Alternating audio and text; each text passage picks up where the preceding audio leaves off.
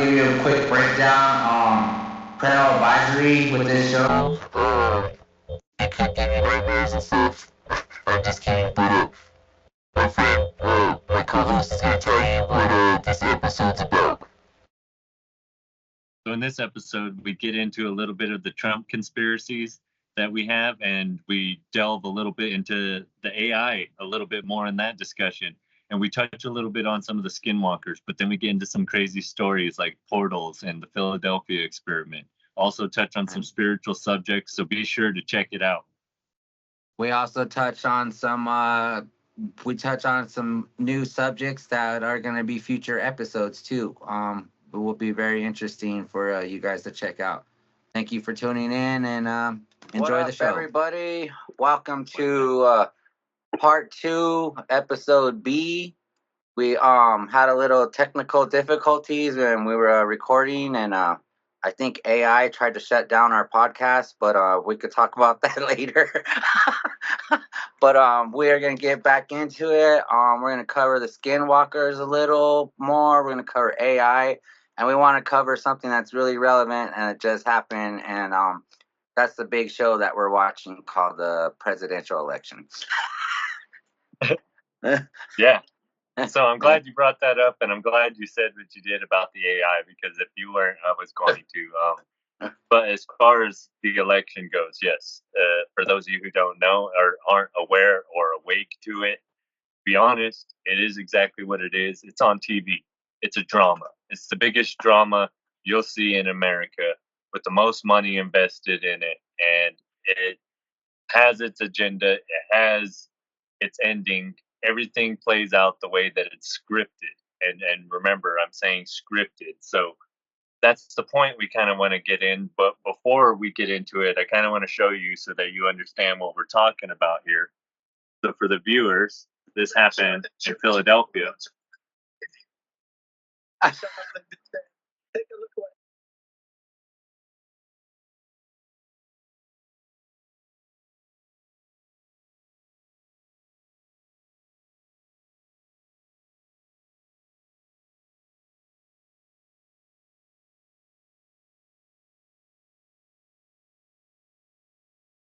And then we're about to have Trump stand up, and he's going to look like a hero.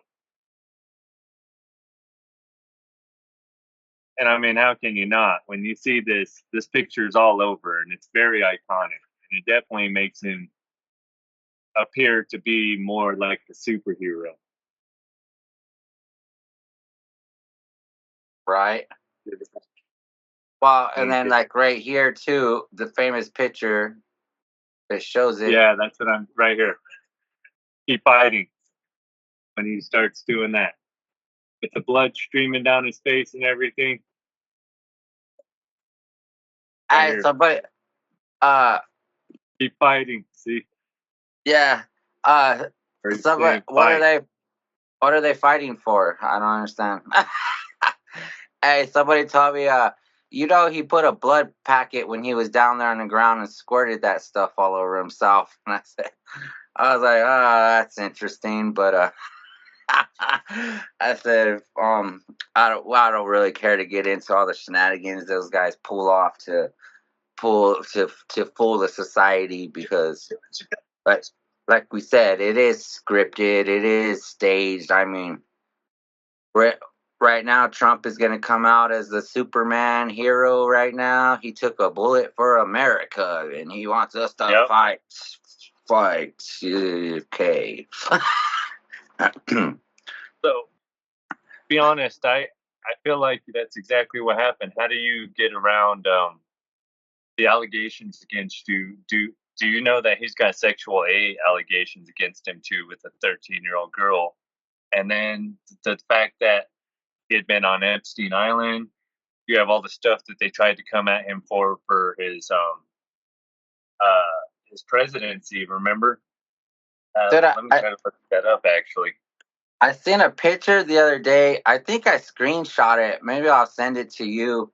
We probably won't put it on the podcast, but it was him and Epstein hanging out, and they were like at like a kids pageant. It looked like maybe like 10-year-olds, 11-year-old kids and stuff, and you could just see the look on their faces that, you know, wasn't good intentions to these little kids. They weren't there for their nieces or something. You know, you could tell they were there because they were there for some weird stuff. And it was pretty interesting. And I said, why didn't this picture surface? why is this so hidden to the public? So he had the R word, the sexual harassment, and groping since 2017 to 2021. He's been going through these allegations, but they're saying since the 1970s. Well, I mean, there's this famous saying, you know, when he was going through the first thing that said, grab him by the pee, you know? Yeah. We say, God, just go up and just grab him by the... I said, man, if I was to go up and grab a girl like that, she'd fuck me up. I mean, I would hope so, you know? That's not how you greet women. I feel this is a good topic, not just because it's relevant, but it is going to lead into one of our subjects today. But the thing about it is that everyone is split on this one. I don't get it. My brother said it in our Dro Bros on there that they're both clowns. That's kind of how I feel. But with Biden, he's made some very questionable decisions since being president.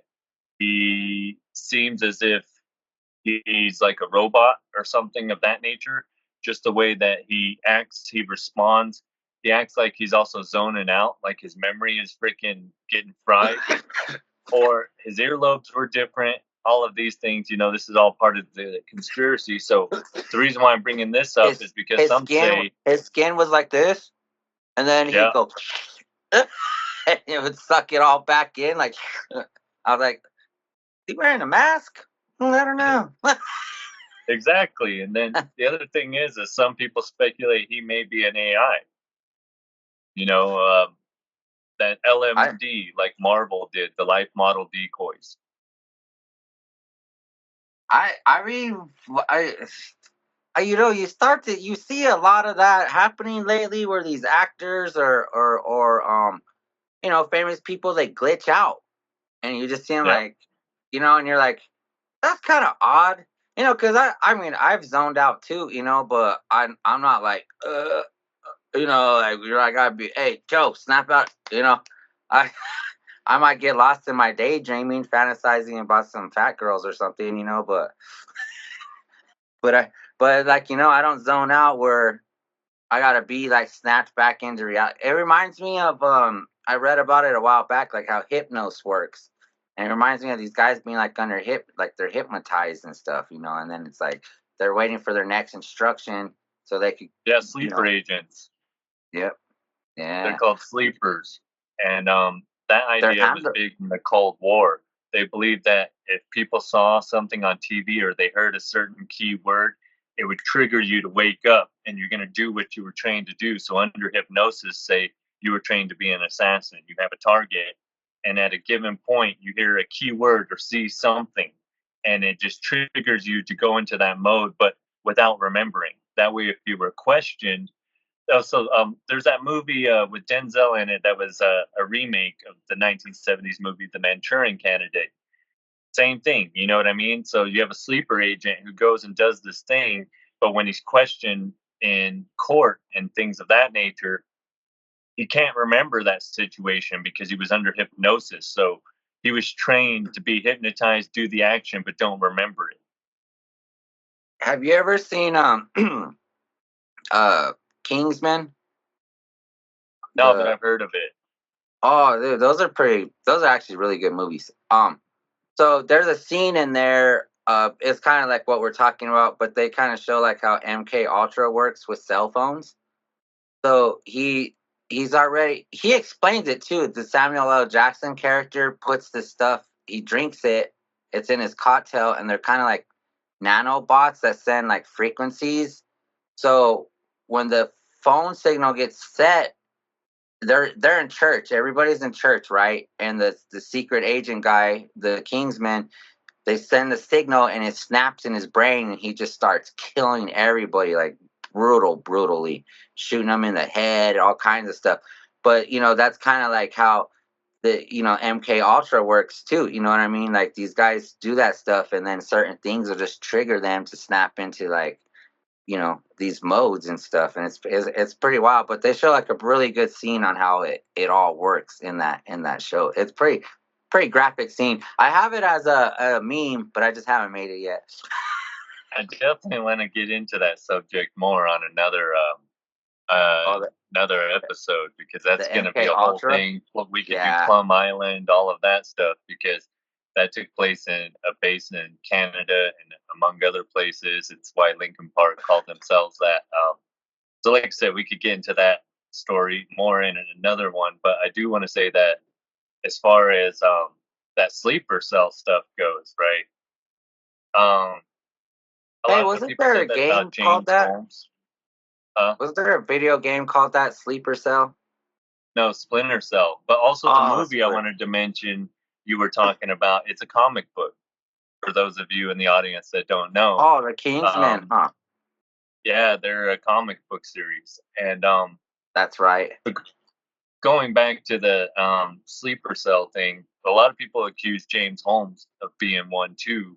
What I want to say about the Trump thing is, honestly, so disclaimer, our views and opinions are not the views and opinions of our friends and families or anything of that nature. We're not saying that this is the end all be all. Let's just say allegedly.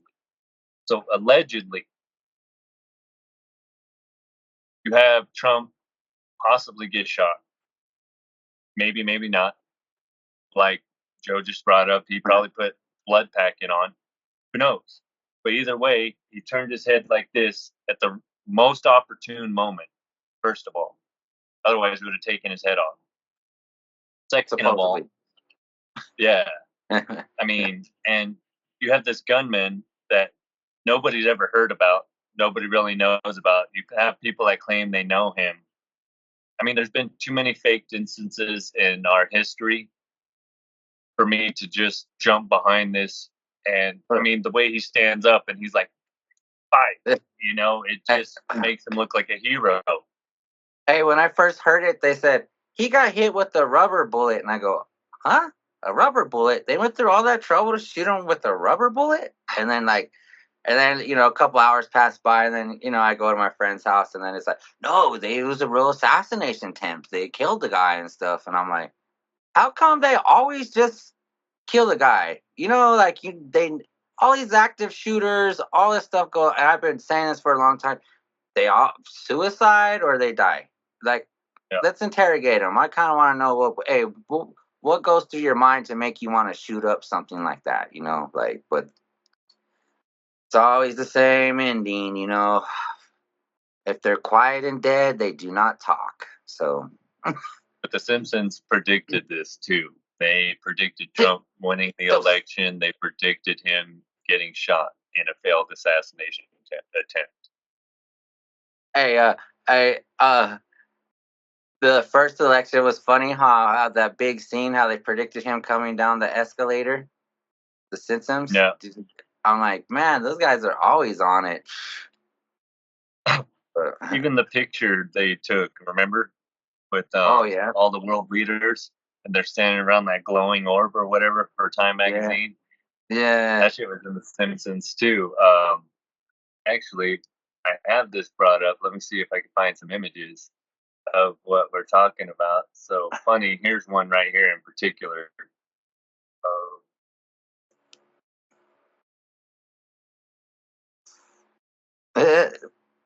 See him on the Simpsons and exactly in the election.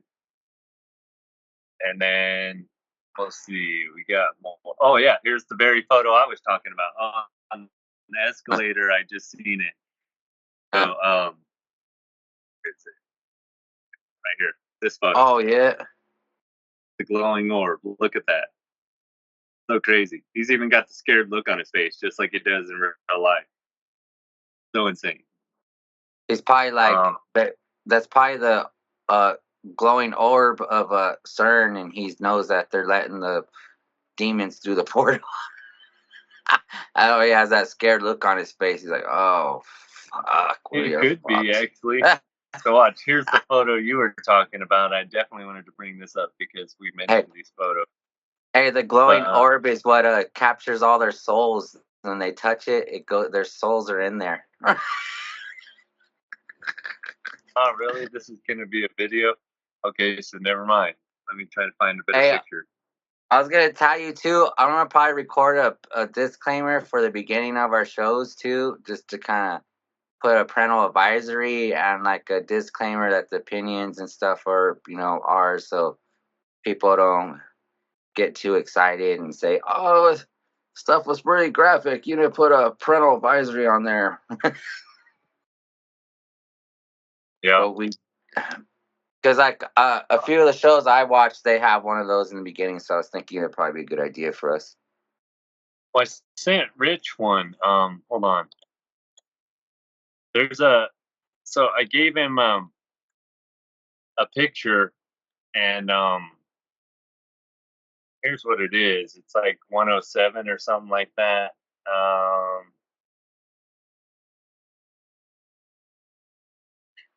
Yeah, I gotta put some up on a few of my videos on the YouTube too, because you don't get them pulled down. Yeah, and I was like, hey, it's a parody movie. It's a meme movie. I'm not trying to. So the copyright disclaimer under Section 107 of the Copyrights Act of 1976 is allowances is made for fair use for purposes such as criticism, comment, news reporting, teaching, scholarship, education, and research. And it's permitted by the copyright statute that might otherwise be infringing. So it's a disclaimer under Section 107. I need to put that in my videos. Okay, so outside of the Simpsons stuff, because they predicted a lot of things, and you mentioned a lot of good things, I want to talk about something that Puma Punku. They were saying, I seen this weird, real quick about the Simpsons, about them predicting. They were saying that it's like ran by like higher intelligence, aliens, and and they've already been in the future and everything. So that's why they can rewrite these episodes and predict all this stuff so many years in advance. And I said, I don't know. It's kind of interesting. Someone from the future, I've heard, also as a rumor. But no, that's exactly why I want to touch on what I'm about to say with Puma Punku. So literally before the podcast, I was watching something with Linda Moulton Howe, and she was talking about this guy named Jerry who she had met, who was taught by a shaman. Sorry, my cat's jumping up here, but I can't have her by the computer. So anyways, she's talking to this guy named Jerry who went to the site of Puma Punku. And those of you who don't know, I'm going to try to look it up. But it's these stones that were like laser cut and etched. That's supposed to be a doorway that they said was it's a Mayan, in the Mayan area because it's in Peru. It's a doorway that's made out of stone. And they say that people would walk through it, shamans and stuff would be able to walk through it and they enter the world. And even other gods could go through these things and traverse to different universes by going through this gate. So what she was saying is that this guy was taught by a shaman how to go through this gate. And so here's the main gate right here.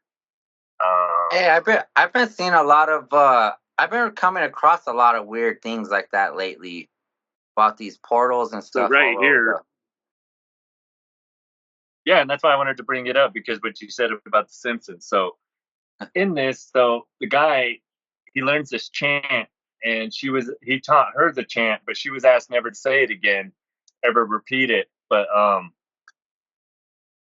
he stood with his forehead against the wall, and his wife was watching him about 10 feet away, and he starts to say that he chanted this saying like in resonance. And I talk about resonance all the time. It's very important. So through this resonance, you're able to disappear through this portal, which he ends up doing. He disappears literally in front of his wife. And he ends up in what he called a place of the gods, I guess. And it's a white place with a white hard floor. And as he's looking around, he hears a man's voice. And this voice is telling him that you are here, but where you're at is another universe. And he's like, whoa, okay. Well, what universe am I in? And the voice tells him, there's no need for me to explain because you wouldn't understand it anyways, where it's at. And he's like, okay, so what's going on? Where am I? The thing tells him, that you're in a universe that's our universe. And we have a universe, and we thought, just like yours, and we thought we were our own universe. So we decided we were going to try to create our own universe. And we didn't think it was going to work, but then there was a spark, and the spark didn't go away. And we continued to watch it, and the spark continued to grow.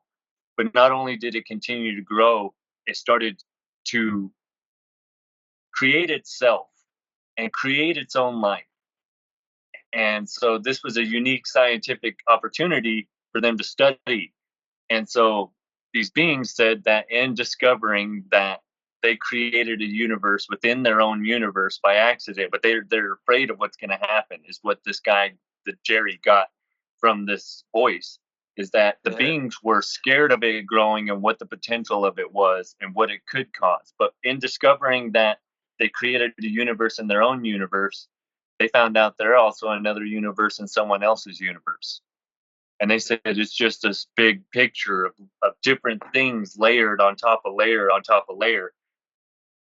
So, I mean, that's basically where I ended that when right before you and I started this. But how crazy that they're talking about our universe was created by these other entities from this White Room universe that he walked through a gateway in Pumapunku. But they're saying they created our universe. We exist in their universe, but they also exist in something else's universe. I remember Neo in the Matrix walks into the White Room and meets the creator too. Remember before the screens? And they say you see a white light when you die. People and their stories about heaven and it being white. The best theory I heard of, or go ahead. I was just gonna say, I think there's a lot of programming going on. You know what I mean? Some what's the word I'm looking for? Wiping your memories? No, pre-programming or whatever. Yeah. You know, when they're showing you before it happens, and then that way you're numb to it. You don't appreciate it the same, or you may not absorb it the same because they've already dumbed it up with lies mixed with truth. So that's what you associate it with. Have you ever seen Moonfall? Oh, dude, you should watch that. So, in that movie, okay, so the whole time, spoiler alert, the whole time you think the movie's about the moon falling into Earth, right? And that's what it's mainly about, moonfall, right? At the very end of the movie is the best part of the movie because the guy dies, he goes to that white room, and he finds out that the moon was just a place where the souls go and they kind of get thrown back into another body, and then like they're showing all his loved ones and stuff, and the AI is like, well, we show your people from your past so you're comfortable, so you can see familiar faces, so you understand what we're doing. And as he's doing that, they're wiping his memories and all that, and then they send him back into a new body. So when he's coming out that tunnel of the light, he's actually coming out of the birth canal, and boom, he's back into a new baby and a new body and memory wipe. So they're saying the moon's like a place that transfers your soul from Earth back to, it goes there to the moon, and then it goes back to Earth after the AI and all that does that to you and throws you back. And then the movie ends. And I go, what? See, all that shit's hidden in plain sight. That's like fucking occult knowledge being put right in front of your face. There's actually a theory, a belief system based on that, and that happens. and how Saturn's tied to all of that and the energies and things of that nature.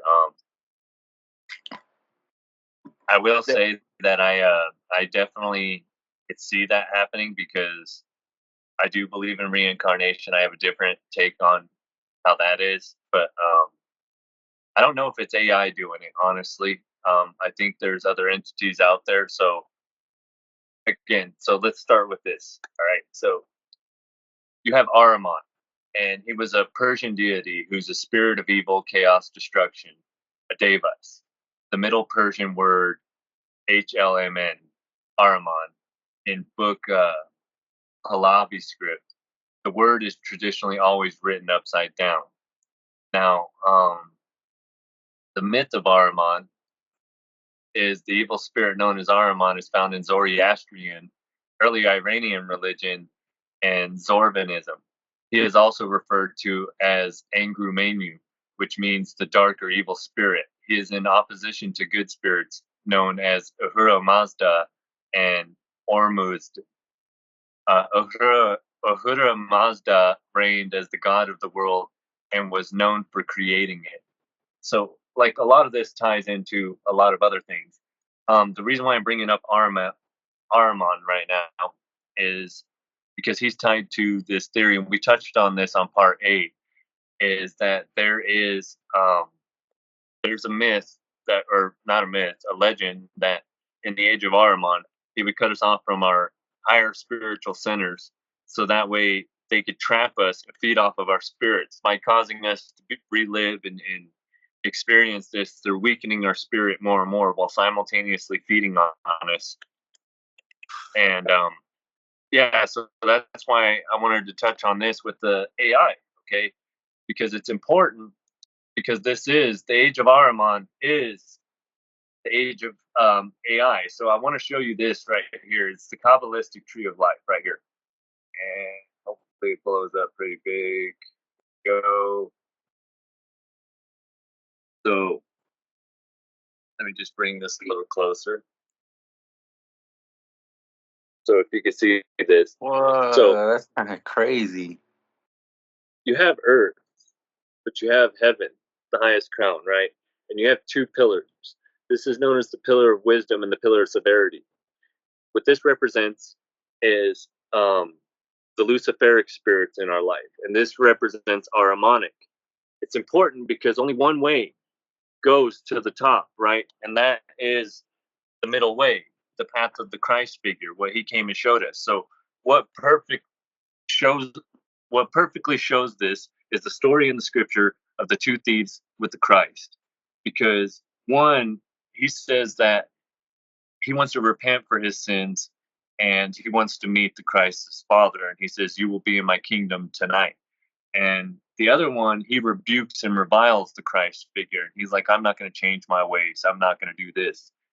Humans were given a certain type of clairvoyance, okay? When we came out of the garden, out of Atlantis, whatever you want to believe in this perspective, when humans came here, when we were created and came here, we had a clairvoyance where we could see that there are spiritual entities that interact with us at all times, all around us. And we lost this clairvoyance in some belief systems, like in the mystery of Golgotha. The way Rudolf Steiner talks about it is that, in a sense, yes, we lost that clairvoyance to be able to see these entities. And that's what this Kabbalistic tree of life is supposed to show you and teach you, how we're influenced on both ways at all times. So Luciferic, meaning light bringer, not meaning Lucifer himself, but as a light bringer. Ahrimanic, representing demonic. So these two entities are always influencing us and causing us to go a certain way, whether that was our direction or not, which is why I say the middle way is the way to the top. And that's what the Christ figure tried to teach us. But in the mystery of Golgotha, Rudolf Steiner is describing that we lost the clairvoyance and what he believed as the mystery of Golgotha in some way, shape, or form. I mean, it's a long lecture, so there's a lot to it. But yeah, when the Christ figure died, what he did differently than any beings that came before him, and there's a lot more to the story, which I would like to get into at another point. But Hey, we could do one on. We could do that. It could be one of our episodes too. The just on Christ.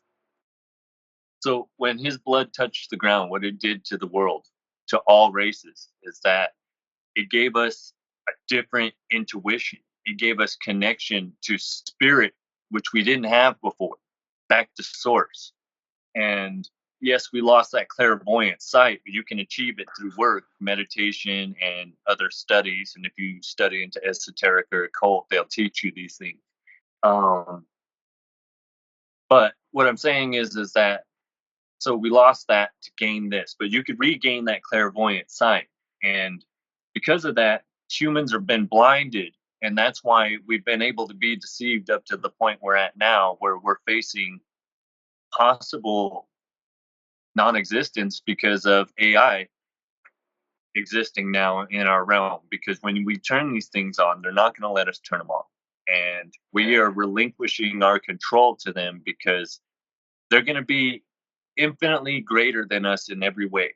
How are we going to beat or compete against that? And the Matrix touches on that in the Animatrix. Oh, you watched those? Yeah, I freaking loved it, dude. The Renaissance 1 and 2. Holy crap. Dude, a lot of people were like, we used to have those, me and my baby mom, Sarah, and everybody would hate on those. We'd be like, hey, we used to like watching them on mushrooms. And that was like one of our go-to things to watch, you know? And yeah, dude, some of those stories were pretty wild in there, dude. I was like, and then like, especially when you're like tripping and really getting into it, you're like, what the? And then I would really hate. I mean, I don't really hate it, but it's like a love-hate thing. But like when stuff starts clicking in your head and it makes sense, you're like, wait a minute, wait a minute. You know, like the dots start connecting. What the? Yeah. And I've been saying it too. It's kind of funny. You know, back when I was a kid, my favorite movie was The Terminator. You know, man versus machine, Skynet, and we really have a Skynet now. You know, like, and I'm like, wait a minute, where did I see this before? You know, it's like this whole AI thing's a trip. You know, yeah. They say they named it Skynet because of the movie Terminator. Oh, see, that didn't even get, you know, and I think they do that, like the higher ups or the leads or whatever. They probably like, hey, you know what would be really funny to do them?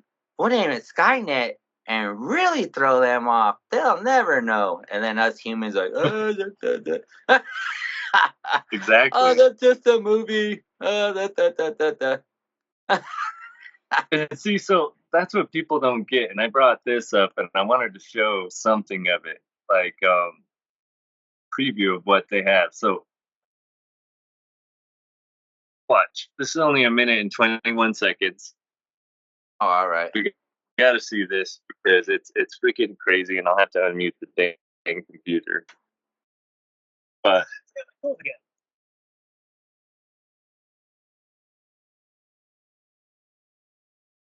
this is Boston Dynamics' new robot called the Atlas.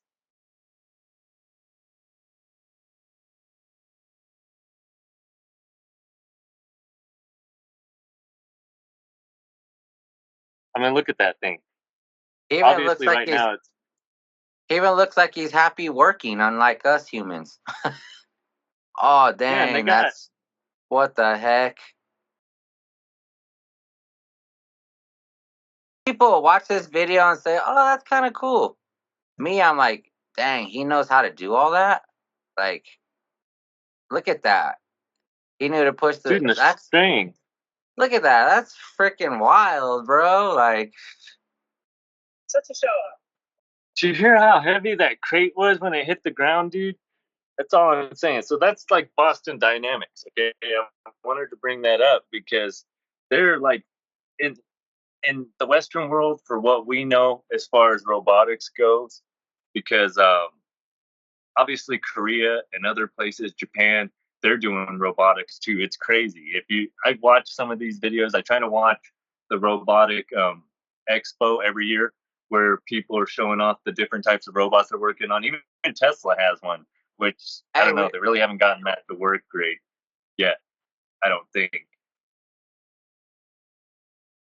Hey, one of the guys at work, uh, he was joking about the sex robots, and I go, bro, they really got those, and they look pretty realistic. And then he's like, what? He's looking at me crazy, because a while back, I found this beat that I thought was funny, and I wrote the song, but I haven't recorded it yet. But it's about a sex robot because I thought it'd be funny.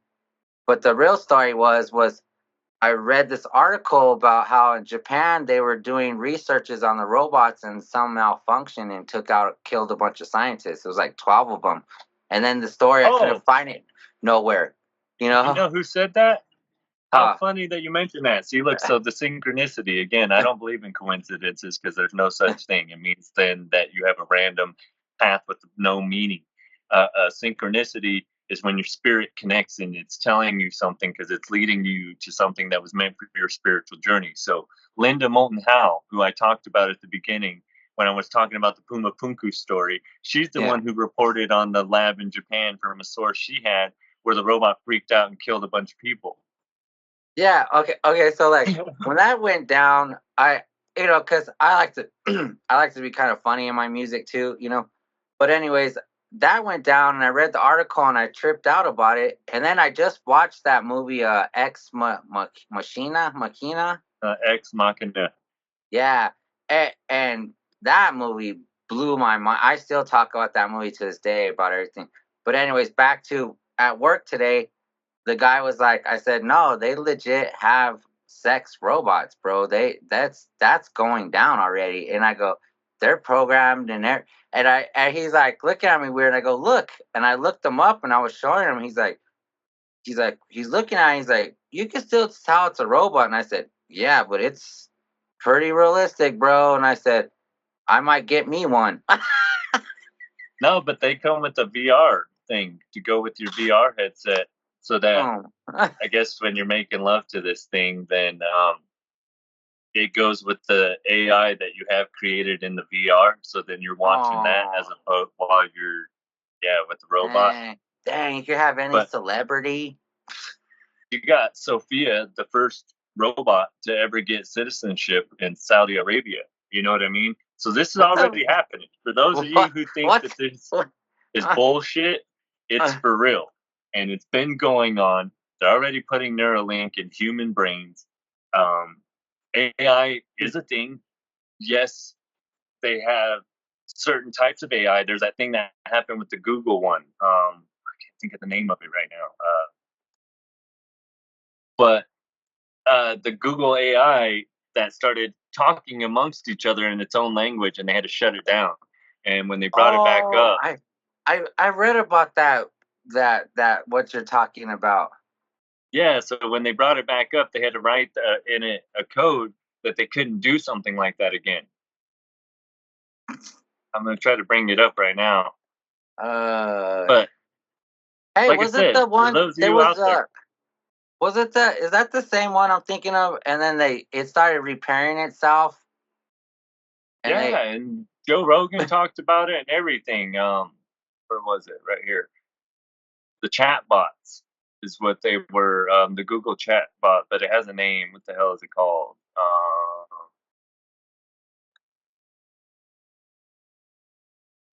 Facebook shut down 2 AI robots after they started talking to each other in a language only both of them understood. That's kind of wild, huh? Yeah, and it was an AI test.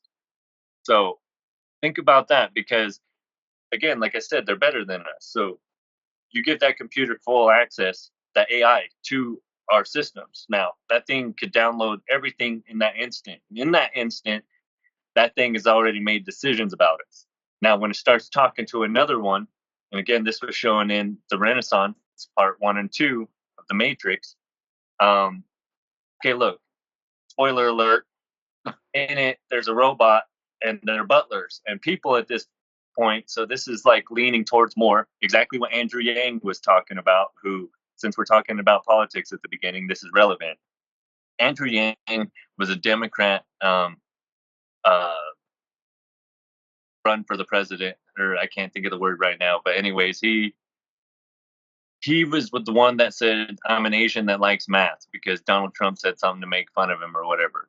But what he did is he proposed the idea of a universal relief fund, because in 20 or so years, maybe less, there's going to be 70% of jobs non-existent because of these AI robots. And so what he was saying is that American citizens still have to make money. So how do we do that? And they were like, "Well, what do you propose?" He says, "We tax the prisons more. We take money from these companies that invest in more of these robotics and AI, because after a certain point, once the robots are paid off, it's straight profit. So you tax them at a higher rate, and you take that and you provide, like, for say, American citizens with like $2,000 every 2 weeks, right?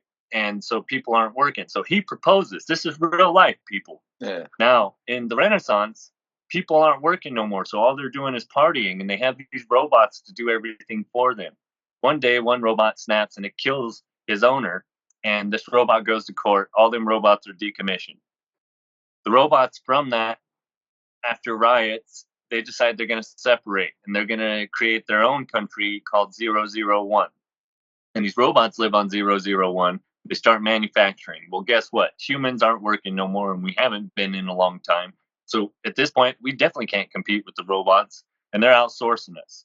And now 001 is the richest nation in the world, and the rest of humanity is suffering. So what the governments of the world decide is their bright idea is Operation Blackout the Sky. If we freaking take away the sun because they're freaking solar powered, then they won't be able to operate.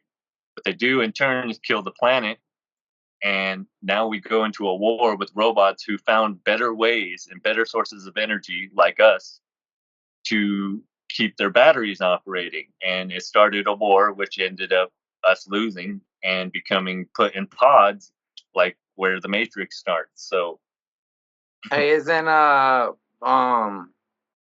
it's Bill Gates that's researching about blacking out the sun, isn't it? you might be. Where I'm not. he said, I think we shoot something in the sky to reflect it. That's what they're covering up, the chemtrails conspiracy. Dude, that's kind of wild, man. Nibiru and all that other. I know. There's a lot we could do episodes on. It's kind of wild. Like 10 years ago, I was like saying this wild stuff, you know, and then like seeing it unravel, you know. It's like, wow, it's right up in our. It's right in our Bill face Gates. now. They're teabagging us. Bill Gates. Yeah. Yeah. Yeah, dude, it's all hidden in plain sight. You know what I mean? All of it. So Bill Gates is doing it. I'm gonna have to rewatch that under the Biden administration. I'm gonna have to rewatch that Animatrix so I can kind of see what these guys are doing to us.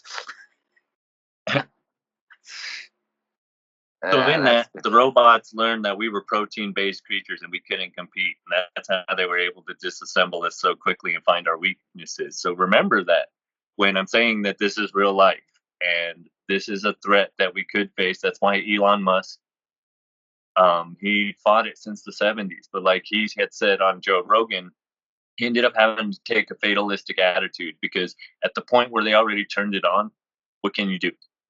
Now at this point, all we could do is find ways to work with it so humans can still be relevant. And that's why he decided to come up with the idea of Neuralink. Now, am I saying I agree with it? Not really. I feel like putting that in your head, yes, it's going to give you other attributes. It's going to give you increased memory and the ability to remember things and know things. And it's going to make you stronger, faster, all of these things, obviously. But what is it taking away from you? In spiritual essence, what is it blocking you from? Right. You know, so that's the thing that I have to really ask. That new movie, I might have talked about it a little bit on the Dro Bros, but it's on Netflix. It's Jennifer Lopez's new movie, Atlas. Yeah, Cloud Atlas. Yeah, have you watched it? No, I've been wanting to watch it, but it's with Tom Hanks and stuff. That's another Wachowski brother movie. No. You guys. No, it's a new one that just came out 2024. Oh yeah, there's some show on Netflix I heard about where she's an AI. But there is a movie she did with the Wachowski brothers from The Matrix that takes place in like different timelines. It's weird. Well, the movie I'm talking about, it just came out like maybe last month. But anyways, they have Neuralink in it, right? They Okay. So the movie's based after the world was destroyed by the robots, right? But what happened was the guy invented Neuralink for us to communicate with the robots better, and it started tapping into our neuro system and shutting down humans and controlling them, because like people try to move or whatever, and then they're like, no, I'm already tapped into your system, I control you, I tell you when to move, and it was kind of wild. Atlas. Huh? It's called Atlas. Oh yeah. But so that movie, it shows like Neuralink working all happy with them, and then it shows like where it kind of messes up, and then they take over. The robots realize that we're kind of more of a damage to the earth, so then they try to wipe us out basically. So the movie is they're trying to come back, and then at the end of so it's like Neuralink, bad, bad, bad. At the end of the movie, they're all Neuralinked and living happily ever after together. But there's a lot of there's a lot of wild stuff in that movie. You're like, what the? Pretty interesting. And then like you and I know, I was explaining it earlier to my daughter, but we know how predictive programming works. So stuff like that's really interesting to watch, because you're like, oh, that's kind of interesting. And like I said, it was kind of funny. They straight up used Neuralink. That's what it wasn't like something else that was like Neuralink. It was Neuralink that destroyed Earth. So, like I said, dudes, you gotta watch Black Mirror. You live out on how much. I was listening to another podcast too, and they said, "Man, you gotta watch that because now you know what's gonna happen to us." Yeah, it's so freaking insane, dude. That's predictive programming at its best. That's all I could say.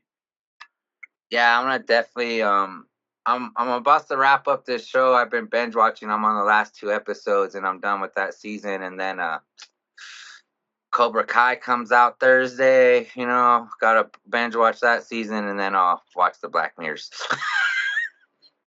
Or maybe I'll watch Black Mirror then Cobra Kai, so I can watch something happy after I'm depressed and programmed to my future.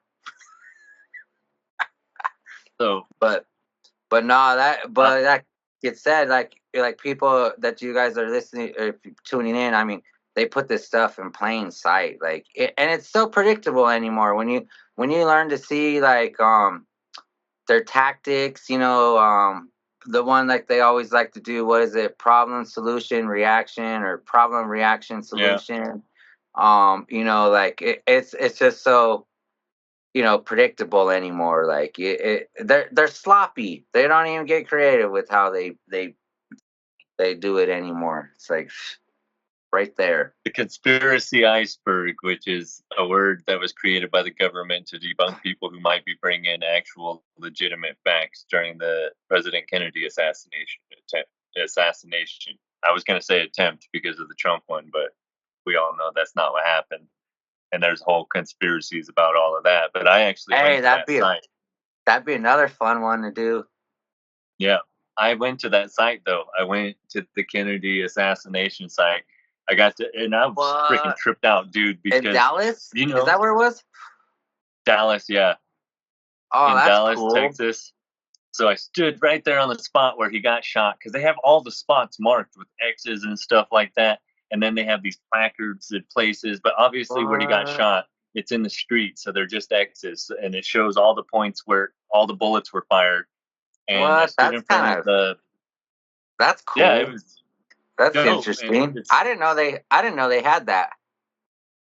To me, it was surreal seeing the spot marked with the man on the grassy knoll, because me growing up in school, because again I'm turning 42 this year, that we were taught that that's just a conspiracy theory. That's not even true. That no one knows anything. You shouldn't talk about that. And then to go to the site and see it marked and then have a freaking placard thing for it, it was just crazy to me. Hey, did you ever see that video where it shows the Secret Service man turn around and shoot him in the head? And it wasn't even like a sniper. It was supposedly the Secret Service guy. Oh, yeah. Yeah, I did see that. Where he like literally turned around and you're like, whoa, that's kind of odd. Oh, this is from 10 years ago? But this but was... I don't think like if they were to do assassination, why would they do so sloppy with the sniper rifle and shoot somebody? You know what I mean? Nowadays they have so many ways to do this stuff, you know, like almost every death I hear about, I go, wait a minute, did he die? Did he fake his death? Was that assassination? Did he really die? I don't even think anybody dies of natural causes anymore. Like I'll be ritual. Like, yeah, yeah. A ritual sacrifice, you know, for all that crap. If for those who know, I tripped out on Whitney Houston. She was dead in the bathtub. They left her dead in the bathtub, and after the Grammys, they partied in the same hotel that she was dead in the bathtub upstairs. Like, and who knows? I mean, I could get into probably what. I could get into. Gotta show this New Mexico I don't know which one looks. Which one? The one in the red dress? Northern New Mexico. I think I see those outside my yard, bro. Hey, so look at that. Yeah. I didn't really Whoa. The person who posted it claimed it touch on it last episode, but I kind of brought it up, but I don't know what it was. I just know what I saw. And I'm going to explain as best as I can. But I wasn't the only one that saw it. There was also me, my brother, and two of my friends who were playing down by the river. And it was getting dark, about, almost sunset. And we're playing on one side of the river, and then there's the Rio Grande in the summer, and it's full. So it's damn near impossible to cross. You're talking 12, 14 feet deep. And the current is massive. People drown all the time in the river, right? So across the river, you got to go all the way around the drive to go across. But there's a lot of stuff that happens across the river. A lot of wild stories. And I'm starting to get these people together because I'm going to start interviewing people that have these stories too. Anyways, back to me. We used to call it stick war. We'd throw sticks at each other. Someone had the fort. Me and my buddy were protecting the fort. The other two were trying to take over the fort, where kids were playing. Well, all of a sudden, I said, what is that running over there?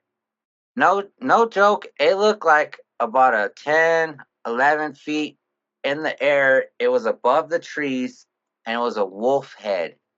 It looked like a straight werewolf I would see on the movies or something. But it was, when it got into the light out of the tree line, it was like a black shadow. And then it disappeared. And when it disappeared, this white face appeared over there in the bushes where we were playing. And me and my friends were like, what the hell? My friend was like, dude, you see that face? And I'm like, and I'm kind of like frozen fright because I seen that wolf thing walking over there. And then like, so much shit's happening. And we've seen a lot of stuff when we were kids. That's just one incident. And then that face appears and my friend throws a stick at it and disappeared. All of us looked at each other, dude. We ran so fast, like away from there. Like I remember I dove over that barbed wire fence. I had goat heads on my hand. We ran, and I mean, nothing happened to us, but we know what we saw, and we scared the shit out of us. But I think those skinwalkers and those the shapeshifters and stuff are pretty, because there's a lot of open land here. Like, there's not a lot of city, and it's kind of wild, especially where I'm at. You're in one of the territories. You're in the biggest territory of skinwalkers. They're in Utah. But I also brought up the Skinwalker Ranch, and I agree. Like, I seen a lot of stuff when I was younger. I think a lot of people have, and the reason why I say a lot of people have is when you're young, you're a child, and I feel like that's why the scripture keeps telling us to be like a babe, come like a babe, right? That everything is encoded, everything has secret messages, and when we are more childlike, right? When a child is pure and innocent and they're without judgment, obviously, whatever other negative qualities they have, that's taught to them by this world. So when you're like a pure, innocent child, you're open to certain things, and because of that, I feel like our spiritual clairvoyance is stronger.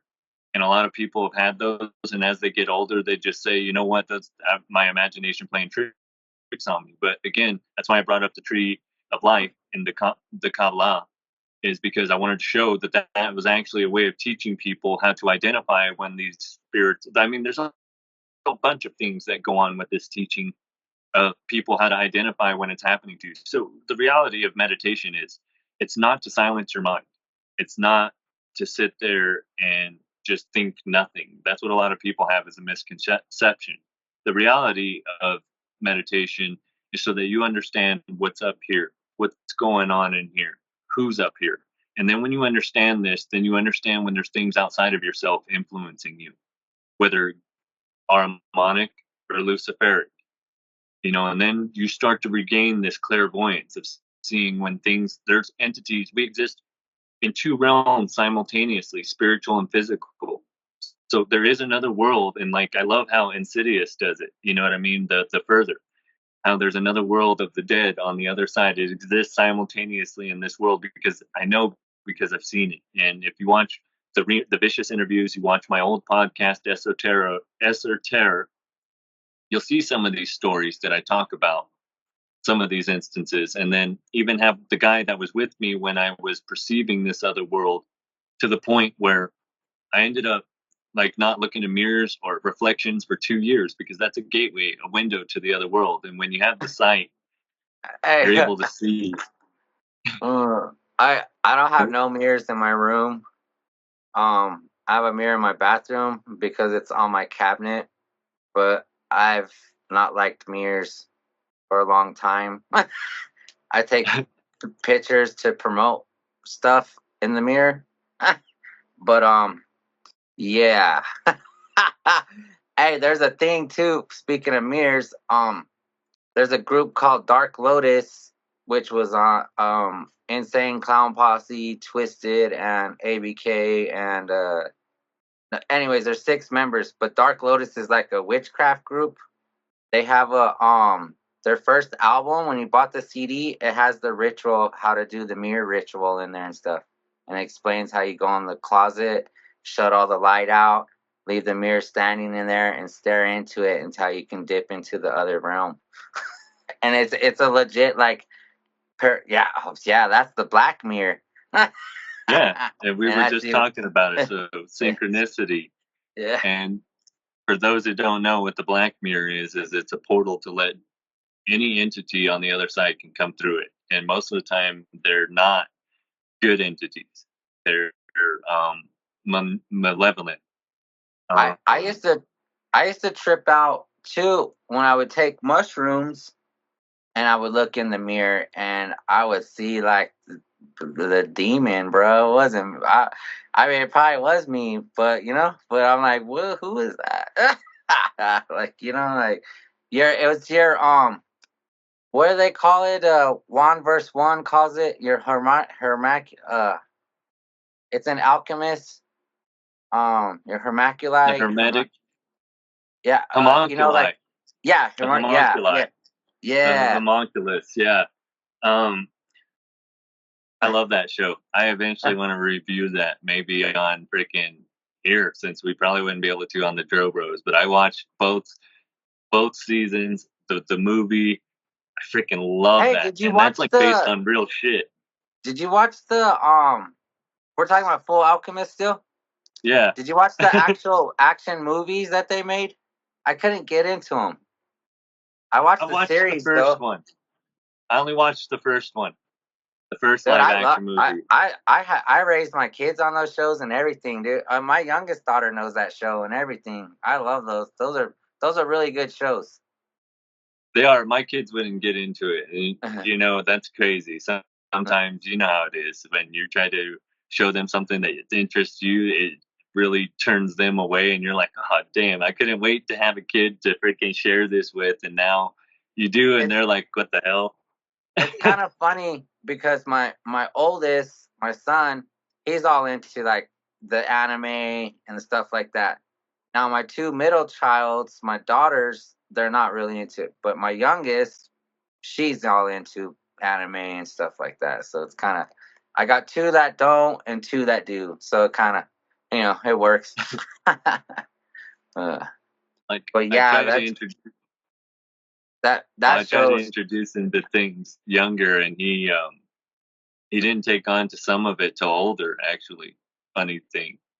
Yeah. But yeah, that show was amazing, dude. The whole freaking completing the circle and all of that shit, and then Scar having the breakdown and the freaking creating. That's how your arms take energy in. It's how you receive and how you put in the world. At the time when I watched that show, I didn't really know that was real stuff, alchemy and all that. And I was like, dude, this show is so cool. And then like I started getting into reading more and some books, and then, you know, they would talk about that, and I'm like, what? But I actually want to get some books and study farther into it, because I haven't even touched the surface of that stuff, but it's pretty interesting. Hermeticism. Hermetica and the emerald tablets of Thoth. Those are good starts. I know you've gotten into that stuff. Yeah, and I was debating on whether or not to say it, because I've said it before on the show. But hey, so have you learned to turn the rocks to gold yet? We need to get rich. So there's actually a formula that was on the internet, and people tried it, and you have to use urine and ferment it, and then keep fermenting it and fermenting it and fermenting it until it creates this crystal that you end up eating eventually. But that's one way, yeah. And some people created homunculi out of it. And dude, you could look up videos on Russia, that guy who creates these weird homunculi. And hey, so anyways, Juan wrote a book about how to create a homunculi. That's hilarious. Well, freaking there's so there's this thing that fucking in alchemy, right? The Philosopher's Stone, for those of you who don't know. And I actually have what is called the Philosopher's Stone, but it's not a Philosopher's Stone. It's the most toxic stone a human can own, and it's cinnabar. 90% of all world's mercury come from it. So it's just a nickname. But the real Philosopher's Stone is said to be red, and it's said to give you an immortality and to help, because alchemy is equivalent exchange. Okay, it's using science and magic to take one thing and transmute it into something else. And so you can do inner transmutation, which is what Rosicrucianism teaches, is how to do an inner transmutation of the spirit in the chakras, which each chakra is a dimension that exists within us. And so in alchemy, you're transmuting something equivalent exchange. With the Philosopher's Stone, you can bypass equivalent exchange. And it said you could turn lead into gold, which is why many people quested over it in all the centuries. And all alchemy, because you were put to death for using it, is written in some code. So you either need the author's cipher to decode it, or you need to be really good to be able to decode it. So not a lot is actually known about alchemy, except for through esoteric and occult circles who go down past. Wasn't the Philosopher's Stone in the Bible too? Yeah, I thought so. It's everywhere. People talk about it, and the thing is I often wonder if it's an actual physical thing, or if it's really a metaphor for transmuting the spirit, and that the whole lead into gold is turning this black spirit that exists in us because we're already of sin into a spirit of gold. You know what I mean? It's funny you say that about the gold and the spirit, because I was in Boulder. It's kind of they had to get your aura cleaned. To me, I was just like, it's a bunch of hippies waving their hands around you. Bunch of bullshit to me. But boy, did that change my fucking perspective. I went and I had the lady cleanse my aura, and she said she thanked me because she said, "Thank you for letting me see inside your heart," and it was full of liquid gold. And I said, what is it? She probably tells everybody this. This lady's crazy. And fast forward down the road, I read about that stuff, like how, I mean, the energy and how it flows inside of us and stuff, and that, like, that is like what it looks like, is gold, liquid gold. Like, I was like, And gold is one letter away from being God, and there's a lot of symbology to it and symbolism. I never thought of that. That's crazy. I never thought about that. There's a lot to all of that. That's why I think that it really has to do more with the transmutation of spirit. You know what I mean? Because when you resonate in a higher vibration and you can these different chakras and you start to realize things, then you start to live more accordingly to the way that Source designed us to, right? Because then you're living by a natural spiritual law instead of what you were taught. And the reason why I say this is because lately, even through my studies, some things have been happening, and I've been changing a little bit in things. And I've discussed this with my brother Brandon. For those of you who don't know, he was on our Drill Bros episode, was it 18, as the guest? He has a new name, Brando Commando. Yeah. But like, for instance, I had an epiphany this weekend, and I attribute it to these studies and learning more and trying to develop. And we're all in a working process, right? This is all your own journey, and I get it. That's why Remo wants to do the spiritual journeys podcast. Who knows what's going to happen with it, to be honest. But I just want to say with that is that in this journey, I had an epiphany this weekend, and you begin, like, imagine when you can actually in lifetime view the karmic relationships you're creating for future lives, the karma you're creating to have to deal with now or at a later date in this life is what I mean. When you're able to see these instances because you're more mindful, you're more self-aware, and as you see them, it's crazy. And when I seen it like this, it makes you really take things into perspective, because I always tell Remo this, is that when a person starts to resonate more with God, instead of trying to define what God is and tell everyone what God is, I said, when you resonate with it, you don't have to say it, it just is in you. And you begin to realize that everything inside of you is also outside of you. And when you realize that, then you're less likely to hurt things outside of yourself, because when you hurt that, you're going to hurt yourself. And then this gives you a different mindful perspective, right? Yeah, exactly. Hey, we were talking about earlier.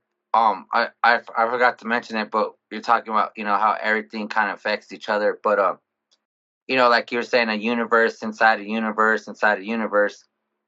And we talked about it before on the Drobro about the multiverse and this and that.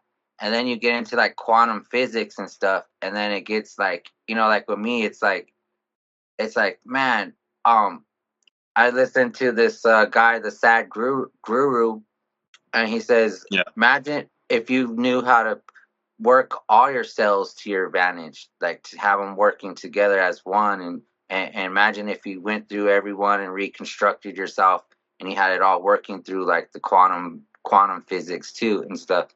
So I'll be like, like with me, like kind of like at night too, like I don't like to use the word meditate, but I like to kind of like tap into all that and kind of like understand like the I call it, you could be a God's nature or your spirit, your energy, whatever you want to call it, your soul or what. But I'm like, that's the stuff that I, want to learn more about, because I feel like that's the part that they're trying to break the most of us is our connection to the creator Source. or God or what, whatever word you want to use, because everybody uses different terms for the kind of the same thing. That was another thing I was going to touch on too, but I just kind of shut up about it because I get frustrated sometimes. But Brandon pointed it out too, and he hit it dead on. And I said, yeah, but mostly all religion is kind of the same, Like there's a lot of them have heaven, hell, good, bad. Like it's all kind of like falls into the creator, God. It all kind of falls the same thing. And it's like if you constantly see the same pattern of everywhere, like if this religion way over here believes in the same thing as this one over here, it must be a common thing that it must be a common theme that's actually probably pretty real. Because I feel like is good and evil. I think there's more evil than anything nowadays, man. Rosicrucianism is not a religion. I just want to get that out of the way. But in esoteric and occult studies, what you learn is that all religions have truths to them, but they are but half truths. And a half truth is still but a lie. And in esoteric and occult teachings, Rudolf Steiner talks about this very well, and I'll keep mentioning him because, like I said, there's a great amount of spiritual work that you won't find anywhere else other than in his lectures. And he produced more than 350 lectures. You can find an audiobook style if you're not willing to read it. Amazing, phenomenal work. And he was talking about he has it it's on audio. Yeah, you can get his stuff on audio and Steiner Press Recordings. Shout out Steiner Press. He's the guy who was permitted to read all of these lectures. And some of them are freaking their missions, like 8-hour, 15-hour lectures, literally. And I've listened to more than 100 of them out of these 350. Just hey, how do you think those guys do that? You think they go in like a professor college class and they do it in front of people in lectures, or they just like report it at home? He's doing well, the guy who's doing the reading, he does it at home. You can hear his cat in the background sometimes. But hey, he's a cat lover. Woo, woo, woo, woo, woo. Yep, I have 3. Rudolf Steiner was giving these lectures. Damn. Yeah, but 3, 6, and 9. Look, dude, the numbers. If you know what the meaning of them, like Nikola Tesla said, then you'll have the secrets of the universe. But what Rudolf Steiner was saying about the religions is that there was a cosmic intelligence given to us by the archangel Michael. So the archangeloi, Michael. And after the Tower of Babel, which for those of you who don't know, after God or Source or whatever you want to call him left us for a time, man with was it? I can't think of his name right now. He's the son of was it Tammuz? No, it was Nimrod. Nimrod is the one who led the people, and through communication, they were able to build a tower, trying to build the heaven where he wanted to go up there and cut God's head off. Basically, is the story of the Tower of Babel. God comes and says, "This is what you do when I leave you alone." So when he spread them across the earth, he changed their languages so that they couldn't communicate with each other. That's why there was communication through symbolism afterwards. So just for those of you who don't know, a little history on that. So anyways, the cosmic intelligence was spread across the earth. Okay. So that's why I say that they're truths but half truths. So our goal as a conscious spiritual being living in this half physical spiritual realm is to uncover these truths by studying and deciphering these scripts and scriptures and religions, and then through that uncovering what is the truth, right? That is our spiritual mission. That's what we should be doing, to uncover who we are, why we're here, and where did we come from. when you're speaking about God, it was kind of cracking me up because, like, over the weekend, I wouldn't want to call it epiphany, but I just kind of had like a snap in reality and understood his version, and it kind of made me crack up, like how you were saying it, like God comes back, he's like, hey, what are you guys doing? You're trying to build a tower to cut my head off? What's going on here? And I said, imagine how many times he comes back and he's like, hey, what is all this interbreeding? And you guys are making these weird creatures. I'm flooding this place. We gotta start over. I said, imagine how many times in stories, he comes back. He's like, hey, what? Hey, you're not supposed to be sleeping with the Earth women. What's wrong with you guys? That's it. You guys are punished. You bad angels. Well, that's a whole nother story in itself. And depending on how you look at it, there's multiple gods, or there is two gods, or with the one true source, monad. For those who knew that I was going to say that, that's from Gnosticism. So, and again, in Hebrew, Elohim is a plural word. That's where I believe that they got this whole term, the seven-figure Godhead, that I've heard throughout my life, But Elohim in Hebrew is plural, so it means many gods. So it wasn't just one. When the Hebrew text are saying Elohim, it's referring to multiples. And some might argue that they're talking about God and his angels, but then why would they call the angels their gods too if there should be no other than just one? Yeah. You know what I mean? Yeah. Yeah, it gets kind of wild. But yeah, I was kind of laughing about that on the weekend. I go, if I was God too, I would have flooded them out. He comes back, Sodom and Gomorrah. Hey, what the hell's going on here? I'm burning you guys, you sickos. No, actually, that story is about. Funny thing is that, and this is how crazy it is, and I feel like trying to rape the angels. Well, I mean, yeah. See, that's what everyone remembers. But the story is that the city was so sinful it was going to be destroyed. So Lot bargained with these angels to God, is that if I could find this many people, would you spare it? And they said, we will. And then he goes down and down and down all the way to one, and you couldn't even find one person without sin in the city. So basically saying that everyone there was contaminated, everyone there was full of debauchery and debaucherous acts. And because of that is that couldn't save them. So he was told, you and your family will be spared, leave here, but don't turn around. And when his wife turned around, she turned to the salt. Remember, because he protected the angels when they were trying to do that, because this is a bad place, and instead gave up his daughters, blah, blah, blah. This turns into a whole thing that people have used over many years to abuse women. But again, they're misinterpreting it. And that's why I don't believe that people should learn this in a group setting in that manner. Not that I don't think that there's good qualities. If that's what helps you, good. But I feel as an individual journey, how can it be an individual journey if you're making it a group journey? And that you rely on other people's opinions of it.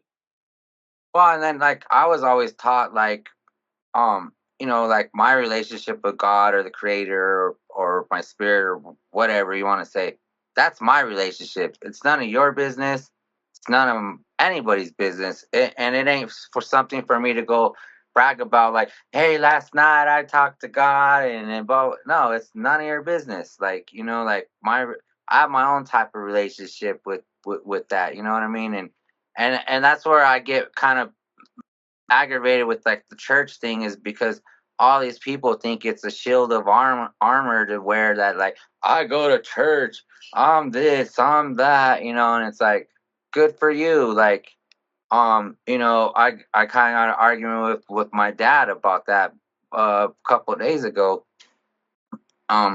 He's bragging about my little fake brother that he's not even a real brother or blood related, but he's all proud of him because he's he's going to Catholic school and he's a Catholic and this and that. And I go, I'm out here really fighting evil. I'm really trying to do good stuff. Like, I don't need a religion. Like, I don't need that. And I really hate on the Catholics because I mean, I watched them rape my uncle when I've seen a lot of bad things happen with that religion in this town where I'm at. So like that's why I rebelled on religion a while back, because it was crammed down my throat constantly, and I don't think I need this preacher to tell me that, you know, he's supposed to guide me and I need him to have my relationship with God. I feel like that's something should be personally between you and him, not it's not a show off, So, okay, talking about spiritual growth, and for those out there, I don't judge the Catholic Church or the Vatican. It's the agendas behind it that I'm not too interested in, and I'm not supportive of. But as far as my own faith's journey goes, and having been raised as a Baptist, and then now going into my journey in esoteric and occult studies, I mean, I'm not going to say what my faith is here. That's not important. What is that in my spiritual journey, I having gone to the church, and at one point I was going 7 times a week, 5 days a week, 7 times. And I was really involved, and I was really into my faith, into what I was doing. And I would make Geo pray with me and the family pray with me for a while. But then after a while, no one wanted to pray with me except for Geo, so we would pray. And I was telling my brother-in-law this, and he said that thing. I never thought of it that way till you said it. And see, that's what I'm saying. If I went to church all the time, I would have then kept that mentality and taken it too literally, that as a parent, that's for you to put that in your child's life. So then, in a sense, you're forcing a teaching on them, right? And I told my brother-in-law, when I said, let's pray, and he said, no, I don't want to. And I almost got mad, and I almost said, you know what, you're gonna. And then I was like, no, never mind. If you don't want to pray, you don't have to. That's fine. After that, dude, I always bless my food to myself. It's a ritual. Everyone does it. I mean, those who make fun of ritual magic the most, who say that it's satanic or luciferic and all these things, it's the same magic the Messiah used, because magic is not good or evil. It's just energy. It's the intent behind it. When we pray, when you're blessing your meal, all of these things, that's ritual magic. Okay, so that's what it is. Don't lie to yourself. Now, when I bless my meal to myself, by myself, I understood that it's not for me to force that on anybody. And if I have to force it on people's throats, and because what you said, I wanted to tell this story, that most people I've known in my life that had something forced down their throat, they rebelled against it and they wanted nothing to do with it. And if that's what I want them to go to, if that's what I would want them to live by, a certain way, if I force it on them, then what makes me more right? If I don't allow them that choice and be a seeker like myself, because I had to fall away from the faith and come back and then start studying into other things and build a different relationship in my own journey. Okay. And again, this is personal. So when I did all of this, I was seeking it, and it meant more to me. And because of it, it's building my life differently in me wanting something different. Now, if I force that on them, what makes it more right? You know what I'm saying? Yeah. Yeah. And then like ever since I was a little kid, and then I studied into it later down the road, but you're speaking of how they always with the religion and it's a lot of ritual stuff, and I always thought this forever, that when they say, here's the blood of the Christ, here's the body of the Christ, I always took that as like a cannibalism type of thing. And then when I started studying into like Satanism and stuff and paganism, it's like this, they took it from the pagans and then they kind of mixed it up a little and then they threw it in the Bible, and I was like, that never sat right with me. And then I remember one time I went up there and I ate the stuff and I almost threw up. I gagged out. I was really disgusted, and I just didn't like the taste of the body of Christ, man. So I never do that. And haven't willfully taken on Masonic knowledge. I'm technically not allowed to do that in a Catholic setting, but even when I went for my daughter when she did her communion and confirmation and baptism and stuff, because she had promised her grandma in Mexico that she would do that when she came back. So when I went to all of that, I never did that, and they all looked at me weird. And my thing is, and if you read the scripture, it says that you should never do that unless you're right with yourself, because you're standing before Source, before the Almighty, right? And you're saying that I'm right with myself and everyone around me, and that's why I'm taking this as proof that I'm living by you. And there's punishments according to the scripture for doing that when you're not right with yourself. Now, I did it as a child, but now that I understand it, because see, there's also the scripture talks about that. And I'm not just saying this is the only faith. I'm just saying there's reasons why these things are there. Okay. Yeah. So when it says that, I lost my train of thought, but when it's saying like, that there's you don't do this, it's protecting you from something. When it says don't eat a certain thing, and people are like, oh, why can't I eat pig? Why can't I eat things with both scales and fins? Both. Well, why? Because crab, lobster, shrimp, those are bottom feeders. They only eat dead flesh. There's no nutritional value for you out of it. Pigs, okay, they're the ones that if you eat it and they have anything, any kind of disease, any bacteria, anything, you get it when you eat it. And they're the dirtiest animal. I gave up. I might sneak a piece of bacon here and there, but I don't eat pork no more. And and when I got into fitness, I learned that pigs don't sweat, so all the toxins stay inside their body and stuff. And when I got into fitness, I learned about that, But I used to always trip out how that was in like a lot of religions not to eat the pork or the pig and stuff. And they also say it's the animal that's most similar to humans too, which is kind of weird. What's that say about us? Exactly. And freaking, I like turkey bacon better, but if I do eat pork, it's bacon. Dude. Everybody be hating on my turkey bacon, bro. We haven't done it this episode. How funny. I know my household hates it too. Only me and my kid like it. My boy, my daughter and my wife, they don't like it. And I'm like, what the hell? It tastes better, and it's healthier. Yeah, it's like a million times. I need to buy me some turkey bacon now. I haven't had some in a while. But so back to the scriptural things, okay? Like I said, I'm gonna reference it a lot, and Alan Watts talked about this because it's all in what you were taught. Okay, so hey, you like Alan Watts too?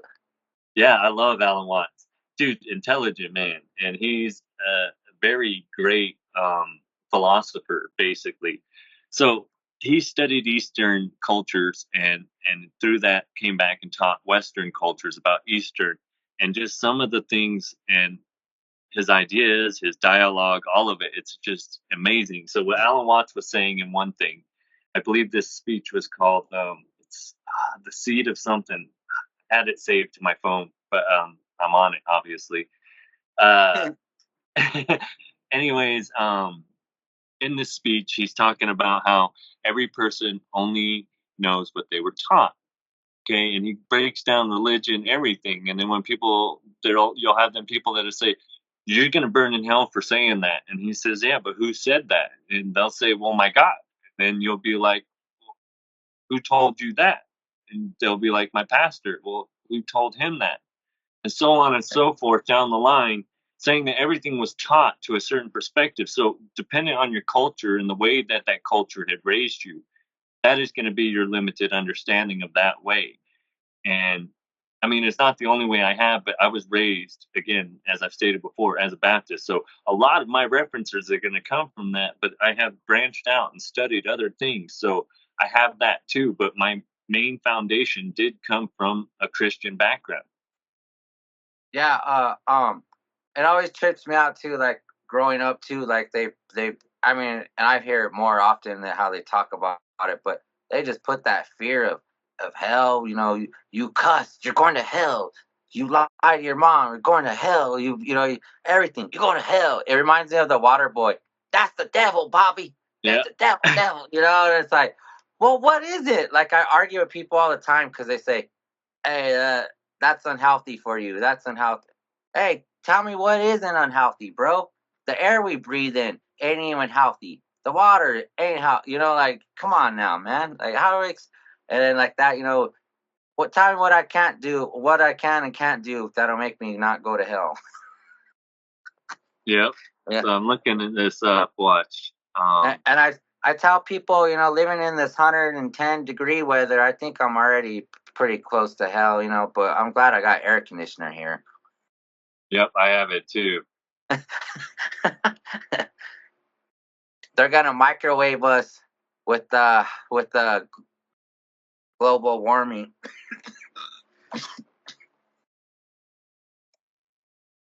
I'm trying to find this because I feel like it's relevant. And yes, global warming as fake. Thank chemtrails for creating that. Yep. Hey, isn't it funny? I mean? They go, we can't control the weather. Oh, we're in Dubai. They control the weather, the rain. You're like, wait a minute. So it's in chapter Isaiah, the book of Isaiah, chapter 45, verse 7, where he says that I form the light and create darkness. I make peace and create evil. I, the Lord, do all these things. Right? Good and evil. They're okay. Let's go back to Hermeticism, the law of polarity. Right? You have hot and cold. Those are definitive differences, but it's the same thing. It's temperature. But is there a definitive middle? Because what I think might be the middle, you might think is a different middle, and everyone has a different opinion on that. So that is the law of polarity, right? Is that two things could be the same, just varying in degree, right? So in this, good and evil, they're the same thing on the same spectrum, just varying in degree.